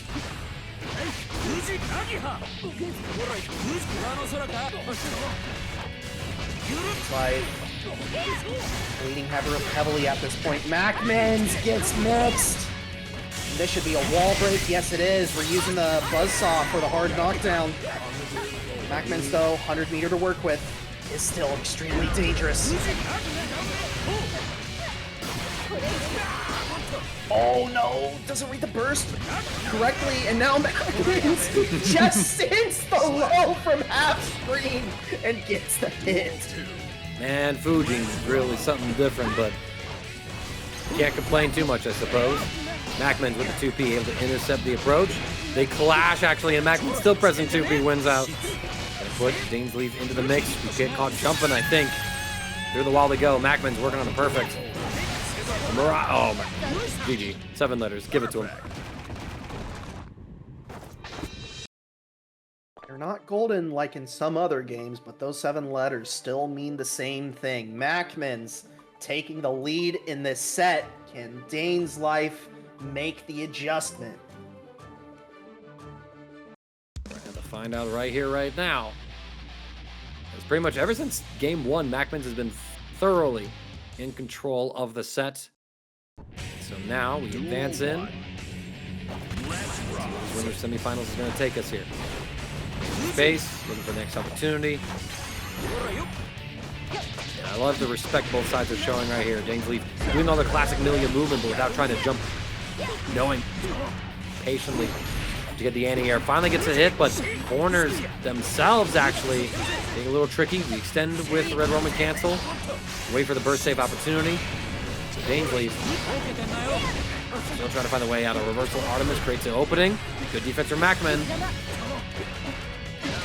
Just playing patiently now, able to get the counter hit poke, and now able to start all their offense. Macmens bringing DainsLeif over to the corner, gets the stray hit. Macmens now bringing us to match point. With the roll as well, I think. Expected the Fujin overhead to come out. Wasn't the case though. Macmens gets a knockdown. Using pressure. Good instant just block defense again from DainsLeif, but Macmens with the anti-air, runs up, gets the throw.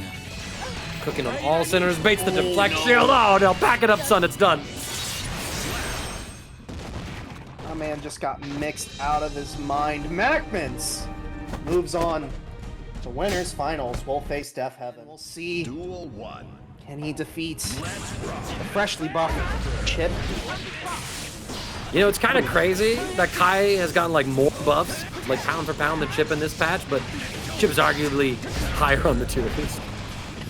Yeah, absolutely. It's kind of crazy to think about. Oh no, Redtro Oh, damn gets it. to the DP and gets absolutely destroyed for it.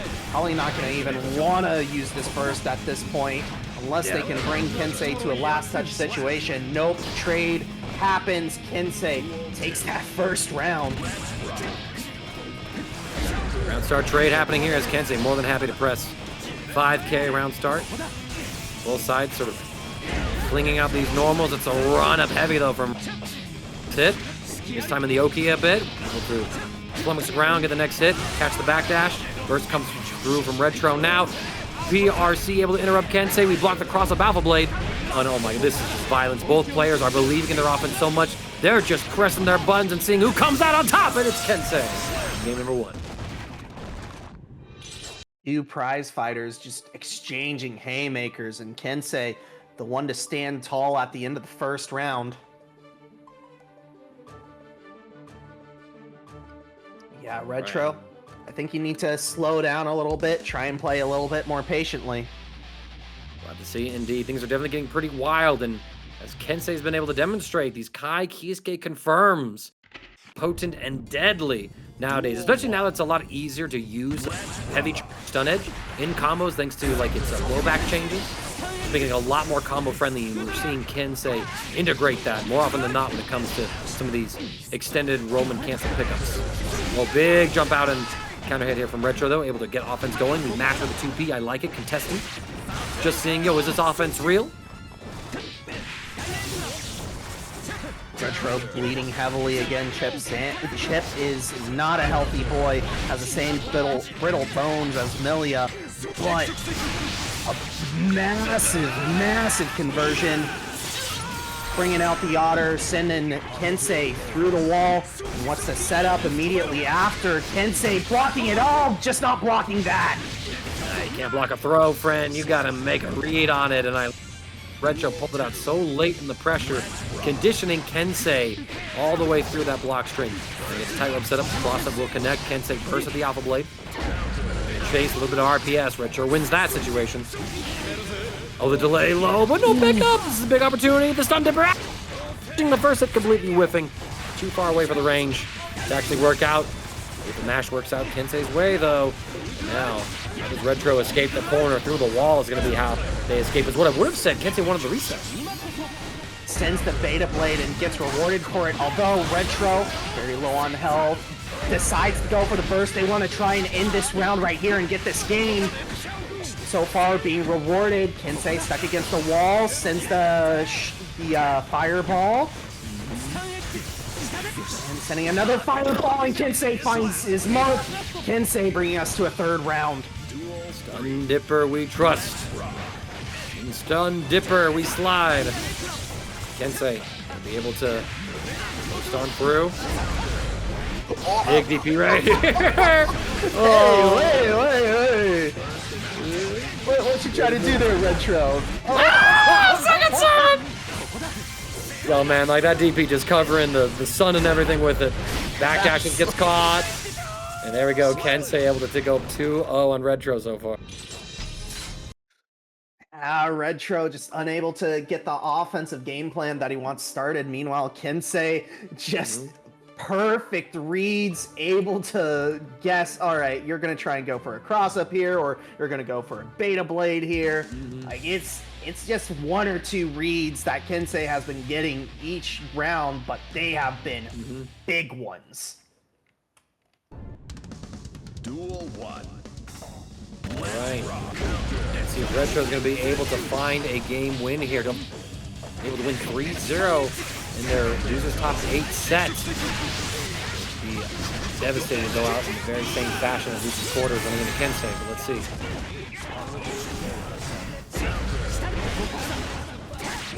See Kensei getting burst out of Redtro. Now giving up burst of their own. Redtro, though, finds a high hit. Go for the command grab. And what's the setup? Oh, I like it. Is able to bait out burst of their, or not burst, able to bait out DP of their own.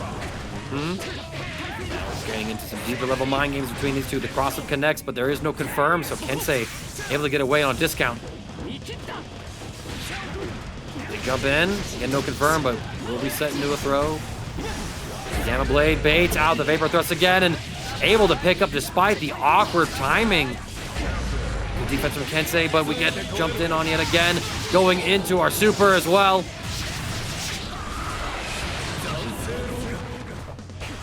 Rogo not enough to kill at this point, and Kensei finds an opening. Oh no.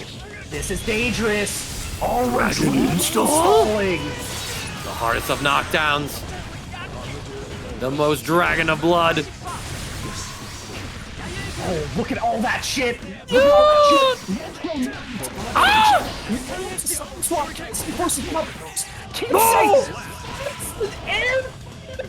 And bring us to for Kensei.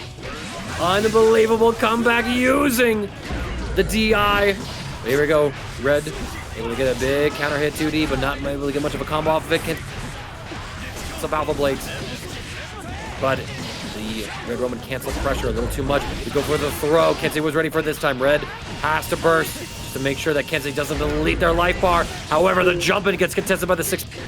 This timing the meaty 5K, so Redtro able to take the turn, chases the backdash with a 2D. He's ready to get the wall bounce combo. Alpha Blade triggers a wall break a little earlier than I think Red liked. Waiting at round start, full tension gates for Redtro, but stun dipper from afar! Kensei needs the wall splat. He gets it! Still not enough to kill! Redtro, 100 meter to work with. BRC's back. Burst just about to come out and try and go for something. Able to read Kensei's own burst! And Redtro, scratching and clawing for that one, stays alive. This is becoming something very exciting to watch. I mean, the excellent RC instinct at the very end there to just counter Kensei's burst. Able to see it, take time to look at the burst gauge, look at the RC hitbox and see that it didn't interact at all with Kai, so you know that he's invincible. You know he's so well executed by Redtro. And I mean, that after Kensei had a sick Dragon install comeback, I mean, just the level of play these two are demonstrating here. This is winner's final material, but this is for 5th place, y'all. Kensei not really taking too kindly to losing that one as we start this, or this 4th game rather. Stun Dipper comes out, health bar is just about even, but Redtro has to burst to stay alive at this point. It's gonna be for naught. Kensei should be able to get the kill. Does. Kensei once again on match point. Redtro back against the wall, burst spent as well. Put into a difficult position. What a fight B to check that 2K from the skies. Kensei taking half of Redtro's life for that aggressive play. Shock state applied. Stun Dipper catches. Not really much else to be made of with it here. Able to jump and escape the corner, take the turn back. Take some Oki, bait out the DP, get the counter as well, forcing Kensei to burn. But what a JS to intercept. We dropped the combo, however, but it doesn't matter. Fire slap. There to save Kensei yet again. Redtro's gonna have burst. Kensei trying to bait it out. Redtro, one chance left. Kensei creating space, trying to bait Redtro into overextending just a little bit. Here comes the Alpha Blade. Back throw incident. Gamma Blade, we're looking for that DP, and Kensei trying to match. Redtro counter hit. Gonna get the hard knockdown off of the super. Kagebuncha no Jutsu. Is this your ninja way, Redtro? We chase the backdash, we get the full confirm. Stabilize with the Red Roman cancel. Redtro still alive. Brother, I am sweating right now. This is how intense this is. Redtro to try and bring us to a game 5 situation. Kensei just needs this last one, and he will move on to loser semifinals. But Redtro with the wall walk, going to get the wall break. Kensei has burst to work with and 50%. Needs to invest it soon, though.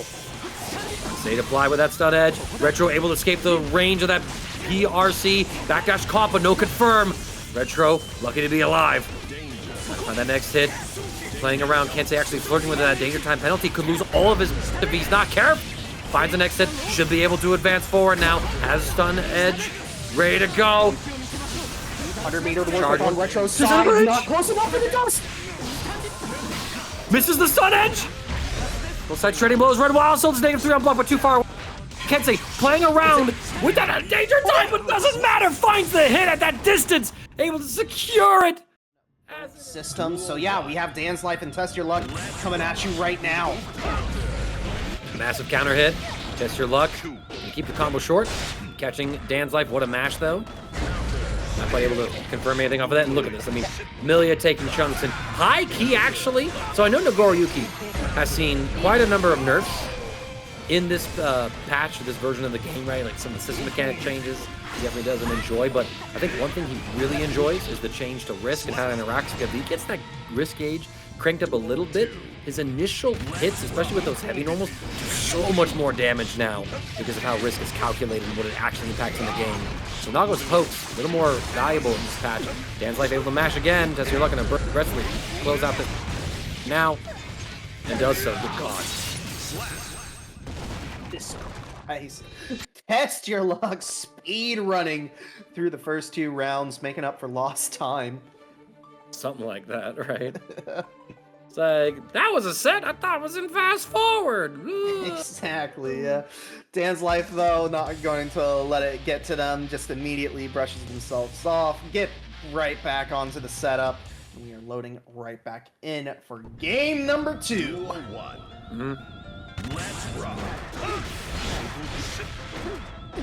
The big thing is, how is DainsLeif actually going to start their offense? Able to get the 2 Ps, but TestYourLuck choosing to burst to keep DainsLeif in the corner. These 2 Ps connecting, just nothing behind them. TestYourLuck now, though, stuck in the Millia vortex. Guessing correctly so far, uses YRC to establish some space, but your Nagoriyuki, you have to close that back up. So far, DainsLeif able to keep distance pretty well until finds openings on their terms. Good defense from TestYourLuck, though, able to either predict or somehow react to that bad move. DainsLeif going for a bit of a cheeky mix. Cost them that first round that they were in a pretty decent position for. Gets the next hit, though. Gets the setup. Catches TestYourLuck this time. Keep the mix coming. Yeah, you're going to have to guess one more time, TestYourLuck. Guessing right so far, YRCs just to establish a little bit more space, and now trying to close in with the Rekkas, but DainsLeif so ready for it, brings us to a 3rd round. Good discipline from TestYourLuck as well, not bursting as DainsLeif had a painfully slow confirmed jabs. Blood gauge creeping up. Ooh, what management, barely avoid blood rage pop. Has to hold his defense though, but yo, that was so ambiguous, just jumping up in there and using the camera to make it hard to see which side Millia was on. DainsLeif able to create some space. Capel gonna be able to get the hit. Massive counter hit. DainsLeif has the confirm, and the overhead this time comes through and connects. I love the fact that we went for it despite the earlier block from TestYourLuck, and DainsLeif tied set 1 apiece. God.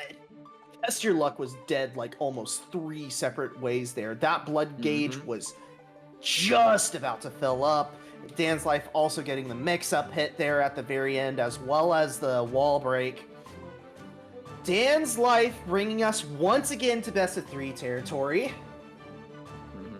And that seems to be the pattern here. I mean, Macmens, DainsLeif went to best of 3 territory. Macmens able to take that. Kensei, Deafheaven, best of 3 territory. Deafheaven able to take that. Redtro and Kensei, best of 3 territory. Kensei able to take that one. So this 3rd game rather, very important.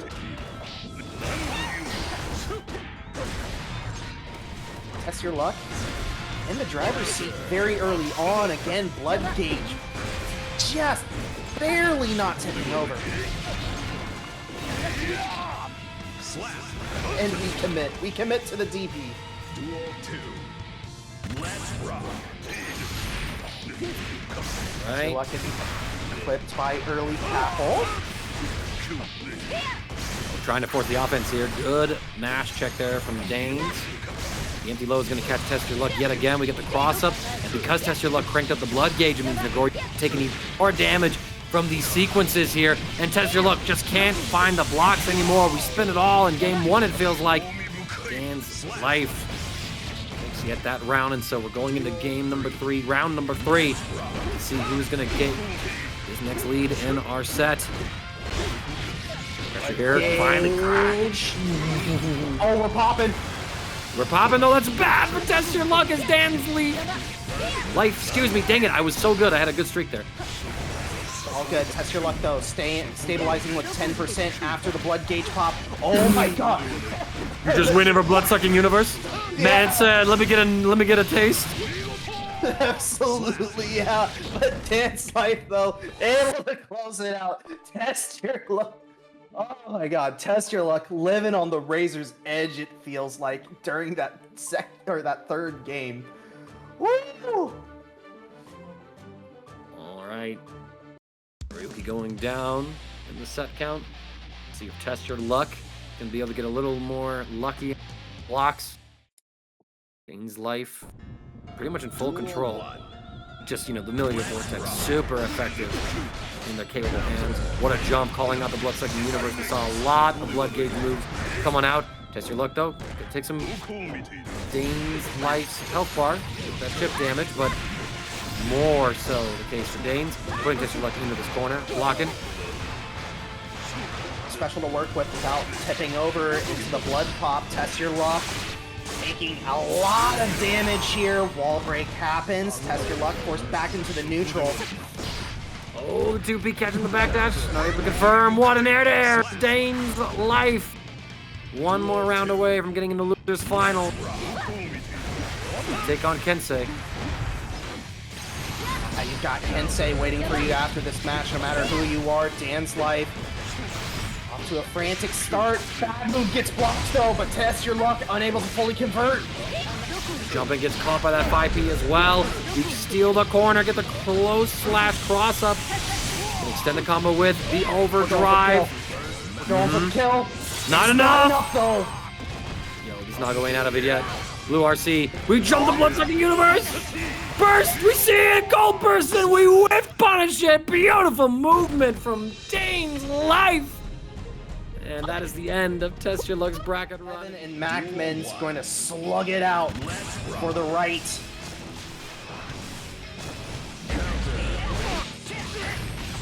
Now what do you see? Deafheaven. Very good early start.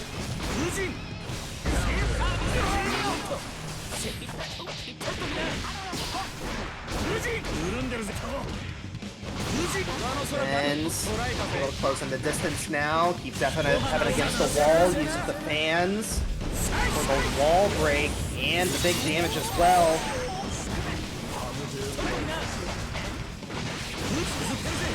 Ooh, slow.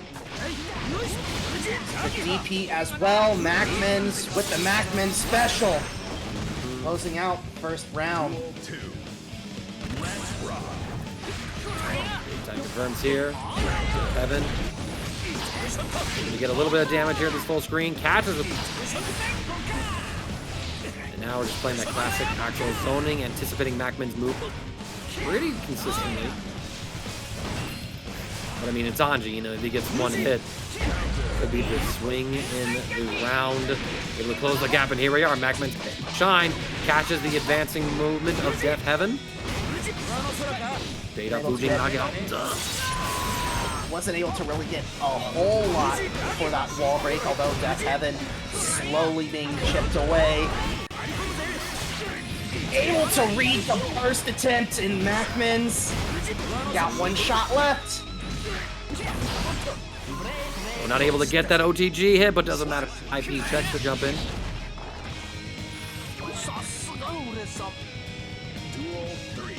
Go in round 3. Winner of this gonna take the first game and take the early lead. Deafheaven starts off really strong once again.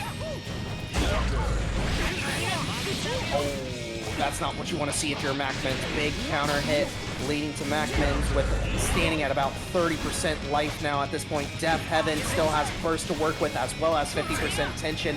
Macmens trying to close the distance, finds a good hit. Unable to bring it to the wall because of the burst usage. There's some hits here. And here we go. We get the confirm into super as well. Macmen's gonna be able to break the wall, get the hard knockdown, but Deafheaven full tension gauge. So however they want to escape this pressure, they pretty much have options. To anything just yet, uses it for an RC to read the burst, and Macmen's gonna die for it. Deafheaven takes the first game.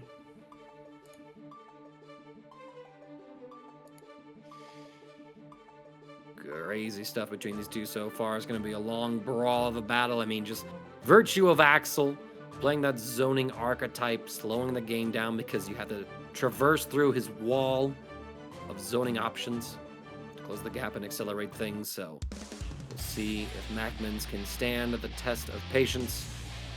Tonight's winner's final, Deafheaven. Feeling pretty comfortable with the 1-0 lead. Duel 1. Absolutely, yeah, but obviously Macmen's a very talented competitor, could easily make this a 3-1 set if given the opportunity. Fish comes out. Unable to convert anything beyond that though. Macmen's again just trying to close the gap to Deafheaven, trying to pin Deafheaven down into the corner. Here we go. This is where the money has to be made.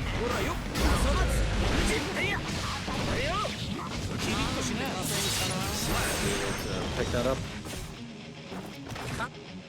Duel 2. Let's rock. Deafheaven down the round, opened up by the Nagi-Ha. We're gonna use Red Waddle Soul 10 and get a wall break here. So Macmens gonna trying to take advantage of the positive bonus coming through. Tap dust. First getting used off of Deafheaven's side now, but Macmens immediately reclosing the distance. Ooh. PRC back to catch something, and the fans should close it out. Macmens taking the second game, bringing us the best of 3 territory for what is that, the 5th time in a row now? Something like that. And yeah, Macmens going for that backdash cancel. Want to get that instant follow-up from it, but didn't quite get the timing for it. You kind of saw like a little weird stall and things like that. So still worked out. Kind of just created a bamboozling moment of Deafheaven. Wait, that was supposed to be instant overhead. No, the situation's different now. I just realized what happened, or what should have happened. I've been bamboozled. Oh no.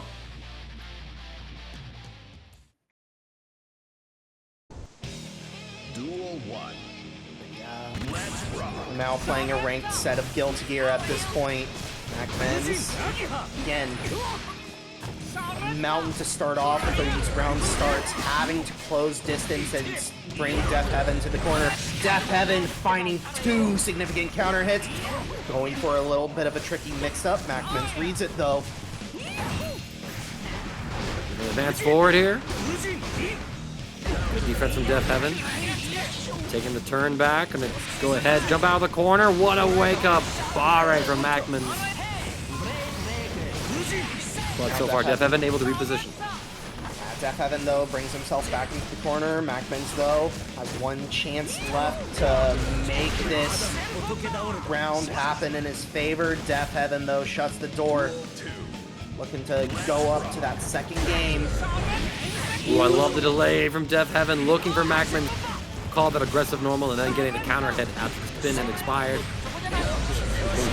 Stuff. Burst does get popped by Macmens, but it looks all for naught. 1 bomber, 2 bomber. No red bomber, no blue bomber, but Macmens able to finally start some offense. Fish comes out, there's the butterfly Oki. Continuing the pressure, goes overhead with that one, able to get the grab there. Deafheaven doesn't have any burst to work with. He has to hold all this pressure. Another forward throw, another butterfly. Tap toss connects.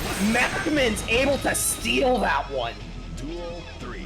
Unreal sequence of offense right there. Macmens on the brink of defeat is able to climb out and snatch victory. Trying to close the gap here. Deafheaven, though, gets the pickup. Not able to actually reach. Rainwater. I think it's snail. I get confused on some of that.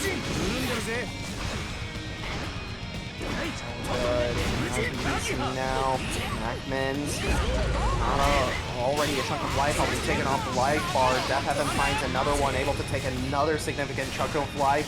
Macmens does have burst to work with, so does Deafheaven. Macmens, importantly though, does have that 50% tension. Big jump in, no burst yet from Deafheaven, gets a 2K2 DRC. Yeah, looking for that burst. We don't see Macmens fall for the baits though. So able to close the gap. Deafheaven immediately bursts as soon as Macmens gets in and gets the touch.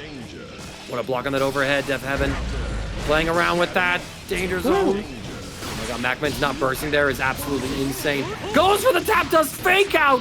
The PRC and the low sets up the butterfly. Empty low again. RC to stabilize Macmens. You mad black. Okay.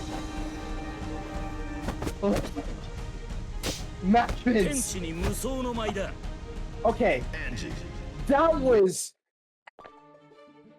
How did you think of that?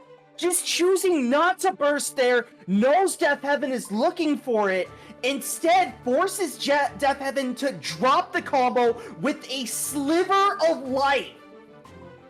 And Macmens just able to steal it from that situation. What was the thought process? I mean, just looking your opponent dead in the eye and saying, "You're scared, aren't you?" And Yeah, Deafheaven blinked in that situation. I mean, this is sort of like an argument, right? Where, like, the impossible to burst situation, the only way that you get out of it, right, is if the person the opponent goes for that burst hit, right? Like, Deafheaven just confirmed that combo.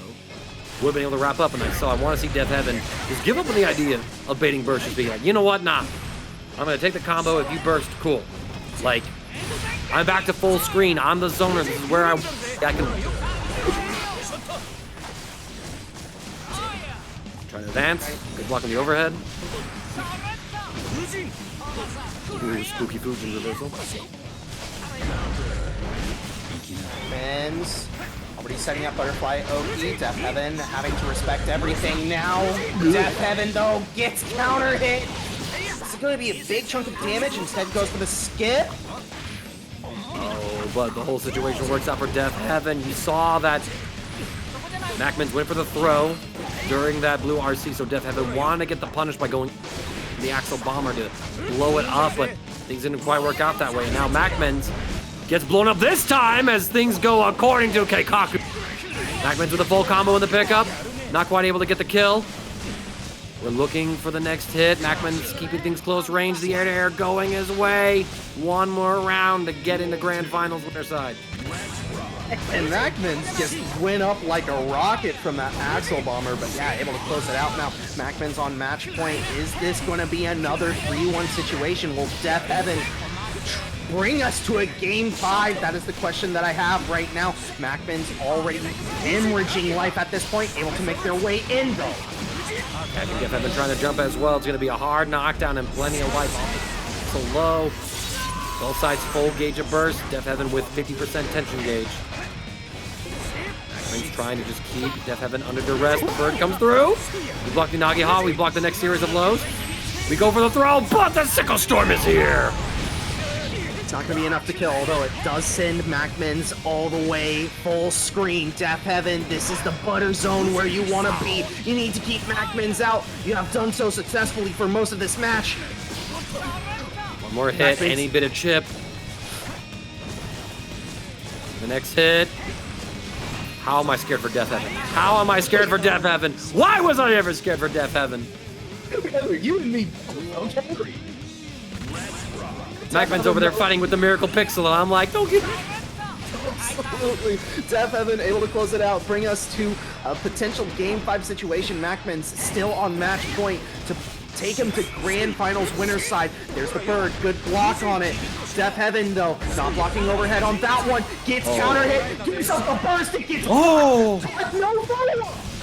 Macmen's misrouting, going for the launcher a little too early, completely missing Deafheaven a new life, but slowly losing space of this screen. Sees the burst! Able to take this hit. We go for the mix-up. What a block from Macmens. We go for it a second time. Do I hear 3? Not yet, not at this moment, although Macmens giving the fish. Deafheaven once again stuck against the corner. This is where Macmens has made so much money at this point. Deafheaven gets clipped, and the fans will seal it up. Macmens secures Grand Finals winner side advantage.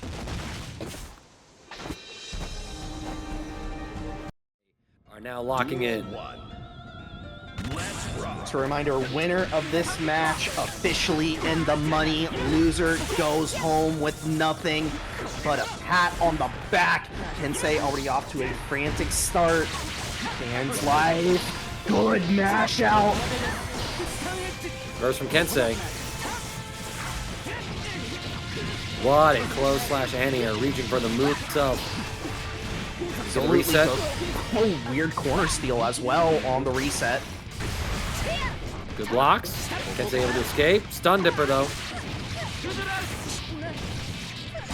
Gonna get Kensei the wall break positive bonus. Regenerate some of that burst gauge.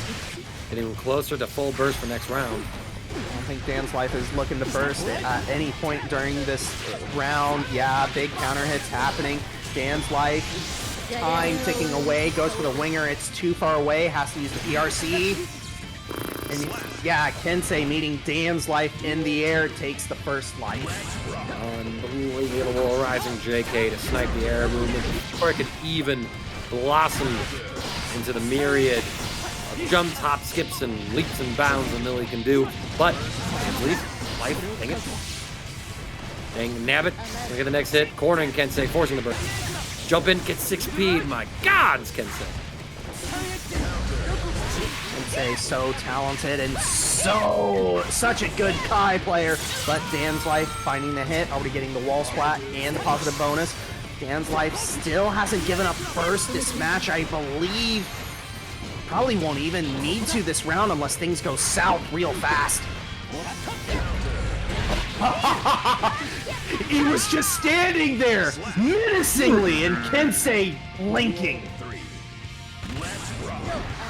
Man, looking at the abyss is so bloody terrifying. Absolutely, yeah. DainsLeif, big counter hit to start things off. Kensei already being forced to the right side of the screen, although Kensei retaking screen space. Trades happening on both sides, although DainsLeif with the first advantage at this point. It's not even now decides to use the stick of butter.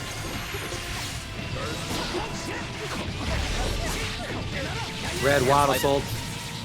Yeah. Ooh, 1, 2. Get the hit with the Dire Clay. Oh, we were looking for something cheeky. Stun Dipper, though, once again coming to Kensei's aid. Game 1 goes over to the Kai. This is going to be a uphill battle for DainsLeif by the looks of things. I do think, though, that Kensei probably, I would almost assuredly assume that Kensei is favored in this matchup. If not the character matchup, then the player matchup. But DainsLeif has shown good resilience all tonight. Oh, yeah. Lost up 6 speed. You were ready for that, Kensei? Good lord. But I'm gonna get the next hit. Staying same side and actually able to get the far slash to connect. Kensei though retaliating. Both sides pretty even on the health. Kensei with the tension gauge. Seems like not catching up. Has to FD a lot of this pressure. Finally a throw comes through. So Kensei gonna start trying to get offense cooking. Backs up looking for the escape from DainsLeif. Keeping them locked up in this corner. Scoops! Yeah, that's a round. That's a wrap. Got scoops! Duel 2. DainsLeif just sending the disc out, round start, able to catch Kensei doing something. DainsLeif trying to close the distance, trying to find an opening, does so, although Kensei immediately back on the offensive. We're riding the lightning through the wall. Alright, taking the knockdown. What a backdash throw from DainsLeif, and what a confirm as well. BRC taking Kensei into the other corner. But really, Kensei says, thanks for bringing yourself here. I'll take that now. Full tension gauge as well. Can basically do whatever they want. Baits out the burst with the RC. Incredibly clean. Kensei up 2-0. No best of 3 situation. But DainsLeif needs to start a reverse sweep. Otherwise, not gonna walk home with any money tonight. Again, $12.50 in the pot. Just a reminder.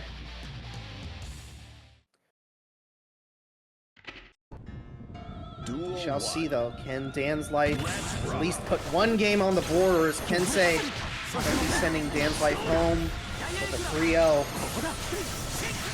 Do or die time. Have the seat. Kensei spinning the burst early. DainsLeif just sort of defending against the block string pressure. Gets the tap. Good blocking the cross up. But only block for so long. And here we go. Kensei finally no longer has to block it. Play the video game. Taking DainsLeif into the corner. Trying to throw crush. Not quite coming out just yet. We get the pickup. All the plus frames.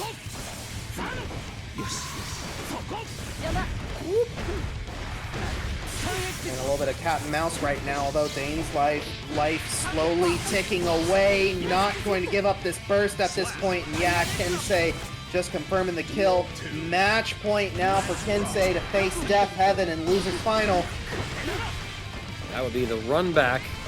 That's the very person that sent him to losers, if I remember correctly. It's been a long night of Guilty Gear striving. Look at that, Kensei now fiending for DainsLeif's burst. But it's just getting air throw instead. Red Wild Soul. Not sure if players are just afraid of Kensei like DPing there on that Red Wild Soul. Just, you know, still used to Red Wild Soul being a pressure starter. Oh my god. Penalty on Kensei's side. That's very rare to see. DainsLeif now has some momentum building. Still has burst to work with as well. Good read on the DP attempt. And now DainsLeif might be able to get the wall spot. No, combo drops. Actually resets into probably a better one. Has to reset into one more combo. It's a forward kick. Oh! Oh my god! Now that's what locking in looks like. DainsLeif not out of this yet. Keeping the set alive. Kensei tries to go for that arrow. Mistimes it, so it's an easy whiff punish from DainsLeif. But Kensei finally finding a block on the Millia Vortex. He's able to intercept with a run-up 2K. Keeps the pressure on. Good jump out. Trying to find that next hit. And here we go, DainsLeif now. Getting the next setup, staying same side. Has to defend, blocks, escapes a trade. Going DainsLeif's way as we get the jump in. Baiting the burst perfectly even. Artemis for the wall break. Kensei still alive. Kensei could theoretically bring this back, but not at this point. DainsLeif stays alive. Brings us to game 4. Not out of this yet, absolutely. Insane sequence of events. The comeback that we just saw. Pushing the Millia Vortex to its utmost limits. Baffling even Kensei's strong defense. Excited to see if we're able to continue streak right now and keep this losers semi-final set going. DainsLeif already losing a lot of health for riding the lightning through the wall at this point. Getting that positive bonus and hard knockdown. Kensei trying to regenerate that burst in time for the second round. DainsLeif just trying to find some sort of opening. Cannot. The tap dust comes in. This should be enough. And Kensei, once again, brings himself to match point. Duel 2. Let's rock. Danger. Danger ball already on Kensei. Jeez.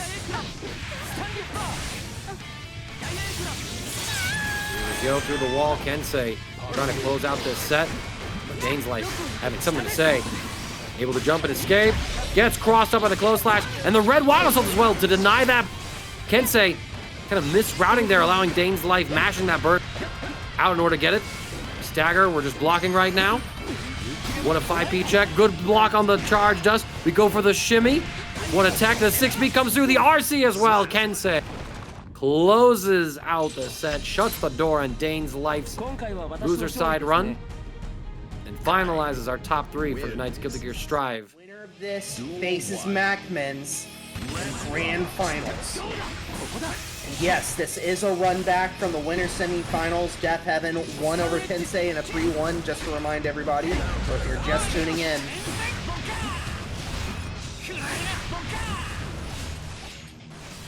All right. Deafheaven running the Axel game plan yet again, keeping Kensei locked down. Good anti-air. Kensei forced to give up first, but getting counter hit on the approach. Deafheaven with the optimals. Oh, the overhead comes through as well. Double bomber to close it out. Deafheaven, strong start here as Kensei gonna have to find a different way to navigate this neutral. Gets caught by the retreat. So now Deafheaven still keeping pressure on Kensei, though he will close the gap after Snail. Move for the next hit. Playing this a lot more conservatively this time, right? No Hail Mary food arcs. A little bit of a slowdown. Seems like the players are suffering a little bit from it as well, but he's stabilized. RC violence comes through. But Kensei able to get offense going, goes to the jump to bait a throw attack, but Deafheaven remaining cool and collected under the pressure. Close stagger. That's so scary, bro. I love Look at that risk gauge on Deafheaven. Yeah, no, I was just about to point that out too. Deafheaven using the SR, trying to buy some time so that way that risk gauge can come down. But Kensei getting sent through the wall. That risk gauge is still cranked on Deafheaven's side, slowly ticking down. Meanwhile, there's still plenty of risk on Kensei's side, so any of these pokes that Axel is able to land going to be able to put Kensei closer to death. Any touch will do for Deafheaven now, but it's all Kensei's touch as we get a touch of Dragon Install yet again, making a second appearance. We don't get the wall break, instead we get the corner. We break into the empty low. Kensei just needs any hit, but so does Deafheaven, and we got all attention on Deafheaven's side. We run up with a throw tech from Kensei. Just trying to play this as safe as possible. 50% tension gauge. Gotta block. Have to FD everything to avoid being chipped. Tokyo Teme's a Worldo. And oh my god, Kensei holding through all of it. Takes another throw, bro. Kensei, what is with these dragon installs? Unable to convert this time. Deafheaven takes the 1-0 lead. And yeah, just the lockdown. Too strong. Kensei unable to even throw a fireball. Damn, that Dragon Install really just like the Guilty Gear Strive story, man. Cool for 10 seconds, ultimately failing. Damn, that's crazy, man. That's crazy. Oh, my girl ain't no sure me idea with this, did she? Deafheaven 2 games away from getting their run back tonight. Kensei getting boxed out right now, unable to really approach until just now, although making the chance that he's got well worth it. Sacred Edge to go through the wall and apply Shock State. Looking right now for Kensei. Now the RC, taking plus frames from the 6K as well. Deafheaven under lock and key, but there we go. We're to get slow down with the Roman cancel. Get the Axle Bomber as well. Do a little bit of a burst scout real quick. Oh, but we slip right underneath the rainwater. Great challenge from Deafheaven. Keeps Kensei away just a little bit longer. Kensei just unable to even throw a fireball to try and contest this long range. And Deafheaven shutting the door on that round.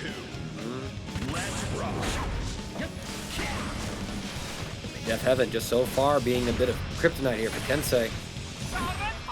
The Axel zoning continues to win out over Kensei's efforts to close the gap. Edge does find its mark, and now Shock State applied. Deafheaven has to be extremely careful. Another stray hit means Deafheaven's now stuck in the corner, so Kensei, what sort of shenanigans are you about to pull out? There you go. Stun Dipper, RC Dust. Able to get an opening here, but it's just a wall break for Kensei. And we're reset back to neutral with Deafheaven currently having the meter advantage, but Kensei slowly building it up. The Fudaraki is able to go over the low option. Deafheaven tries to deflect shield, reading a strike, but Kensei opts for throw, winning that round and putting Deafheaven at a burst deficit. This is all important for Kensei to make hay while the sun is shining. Deafheaven, no burst to work with. As you said, Kensei risk slowly getting cranked on his side, now starting to dissipate. Big hit, but it sends Deafheaven to the mid screen, so Deafheaven has plenty of real estate to work with. Backs himself into the corner. This is a huge opportunity for Kensei. Drops the combo, however, but we still have the corner. We're able to get the pressure on and jump in. Deafheaven's risk gauge slowly cranking up the Fuder arc yet again, coming through at the perfect moment. Kensei gonna get the wall break, gonna get the stun edge to break through the wall, the sacred edge rather. Level up from just stun and sacred. Okay. Holy wow. Oh. But there we go, big hit right here. Immediate burst there from Kensei. Deafheaven responds in kind. It's a goal, though, blocked as well. So that was Deafheaven's last get out of jail free card. Oh, but this is damage. Oh, but this is great. A lot of damage, yeah.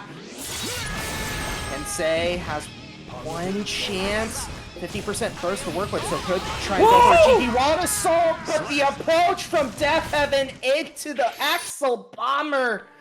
Deafheaven reads the situation perfectly. A 2-0 lead, all but insurmountable tonight. Will Kensei be the first to buck the trend? High key, man. That's the sweatiest 2-0 I've seen in a minute in Guilty Gear Strive. We still got at least one more game, but perhaps Kensei can take us even further. Duel 1. Let's rock. Starting things off, though. It's not looking good for Kensei. Forced to burst early. Stun edge, though, is going to be able to get a little bit down. We're fighting at that mid-range right now. Kensei still trying to work his way in. Another well-timed Fooder arc. Going to put Deafheaven into the corner, but still very much in control of the situation until Kensei closing the gap. Sacred Edge just to keep him in check. I love it. But all the throw actually coming up from Deafheaven, beating Kensei's aggressive option. DP comes through. 5K, but Deafheaven with a perfectly timed challenge yet again. BRC empty low. Kensei thought an overhead was coming. Short. Good convert from the jabs. Still trying to find. Bullseye just swinging back and forth, taking a turn. There is no such thing as defense. Not, and yeah, that's something I want to point out. Deafheaven just now bringing Yasar back into the rotation of moves. We saw Deafheaven really use that move early on during one of the semifinals, just sort of reminding Kensei that you have to keep that in mind. Deafheaven overwhelming Kensei, bringing it to a match point situation. Stuff. Big counter hit though for Kensei. Deafheaven going to take the combo. Not worried about the situation. That was a clean 55% gone from Deafheaven.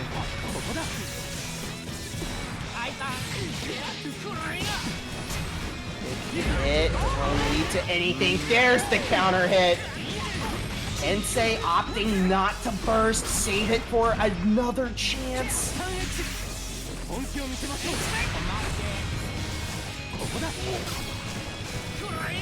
Not charge your fireballs, Kensei. You just gotta let him rip ASAP. Goes opposite side this time.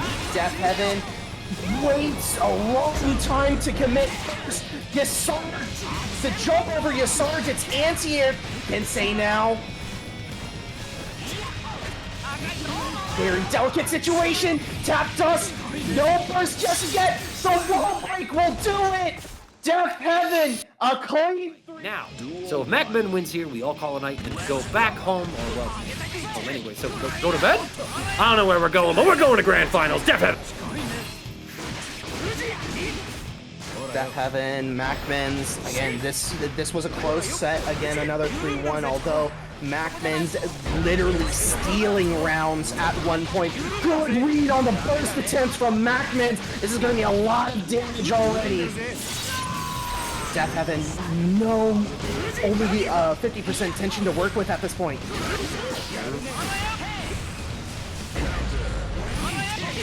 Slowly starting to regenerate. Deafheaven getting the lockdown on Macmens. There's the time stop. We've got the Axle Bomber to send to the corner. We've got the full conversion as well for the wall break. Again, though, no hard knockdown just because of the nature of the super. But oh my god, Macmen's not able to actually secure the kill. We had everything out. Deafheaven instead, gonna be scouting for the burst twice. Macmen's burst on a pixel. It's a battle of pixels, and Macmen able to skirt over with the kunai, brother. You can't start off grand finals round like that.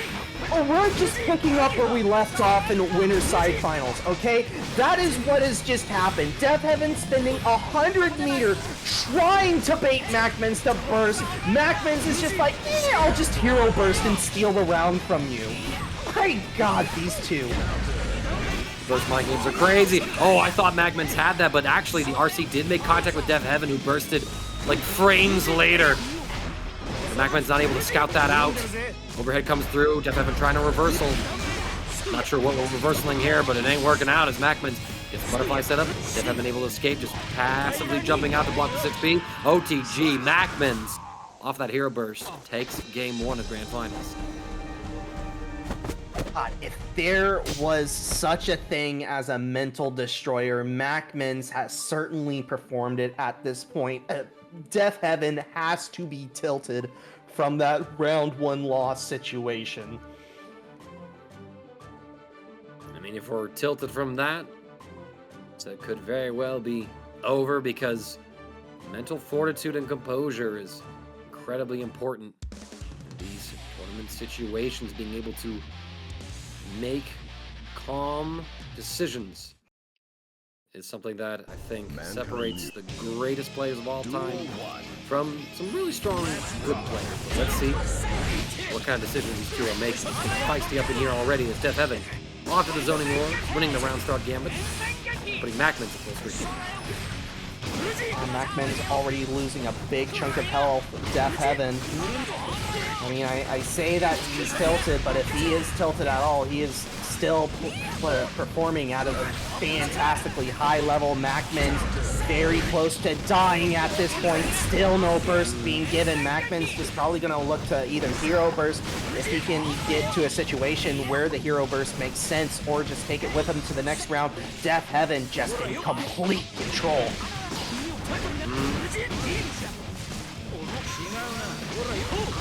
With your right here, Macmens slowly establishing some control, putting Deafheaven through the wall. Positive bonus now. Looking in Macmens' favor. Going to only really apply to the tension gauge since it's still at full burst. Overhead, and there it is. Sickle Storm coming through. Should be able to catch. Yes, it does. Deafheaven scratching and clawing for that one after Macmens nearly taking control of that round. Here we go, Deafheaven once again, full screen, has control over the screen space. Macmens sends the burst pretty early on the second round. Meanwhile, Deafheaven being backed against the corner, able to get a significant hits, and Macmens back to his side of the screen. I mean, some human-sized ping pong, let's see. Alright, Cap just comes through. Deafheaven not able to block. Macmens again getting the wall break, pop bonus and all that with it. What a block on that overhead. Still waiting. 1 and 2 feet to check. RC quickly. Deafheaven going to respect this and go for his own hero burst. Wants to see if he can force the same situation. What a scoop with the rainwater! Actually able to catch. Putting Macmens back to full screen. Deafheaven in full control. Macmens has burst to work with. Deafheaven, though, gets read like a book. Macmens with the anti-air into the combo conversion. Again, Macmens on the doorstep of a 2-0 lead.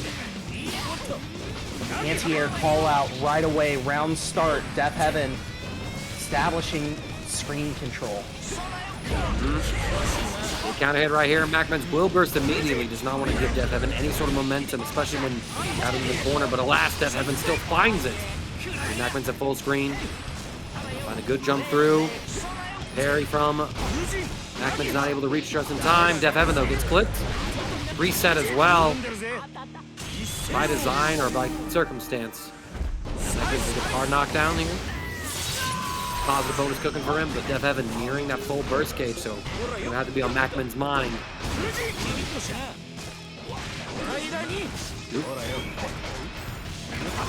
Cap does, we see the burst, but it's golden blocked, but we ain't blocking that overhead.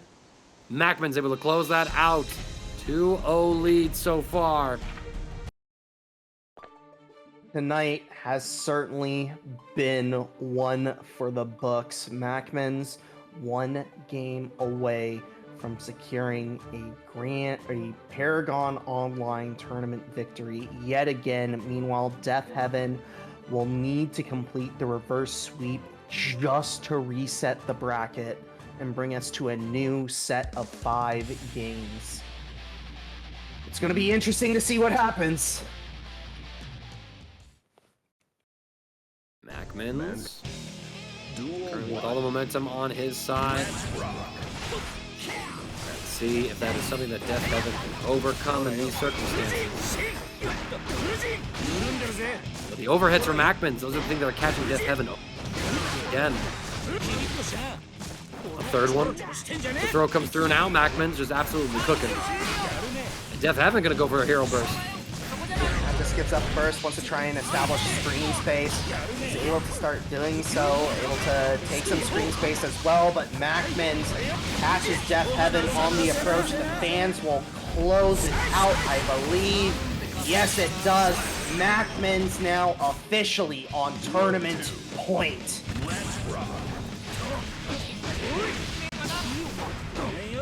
Right. Through, keeping Deafheaven in this corner, but Deafheaven finds an opportunity with a gem slash.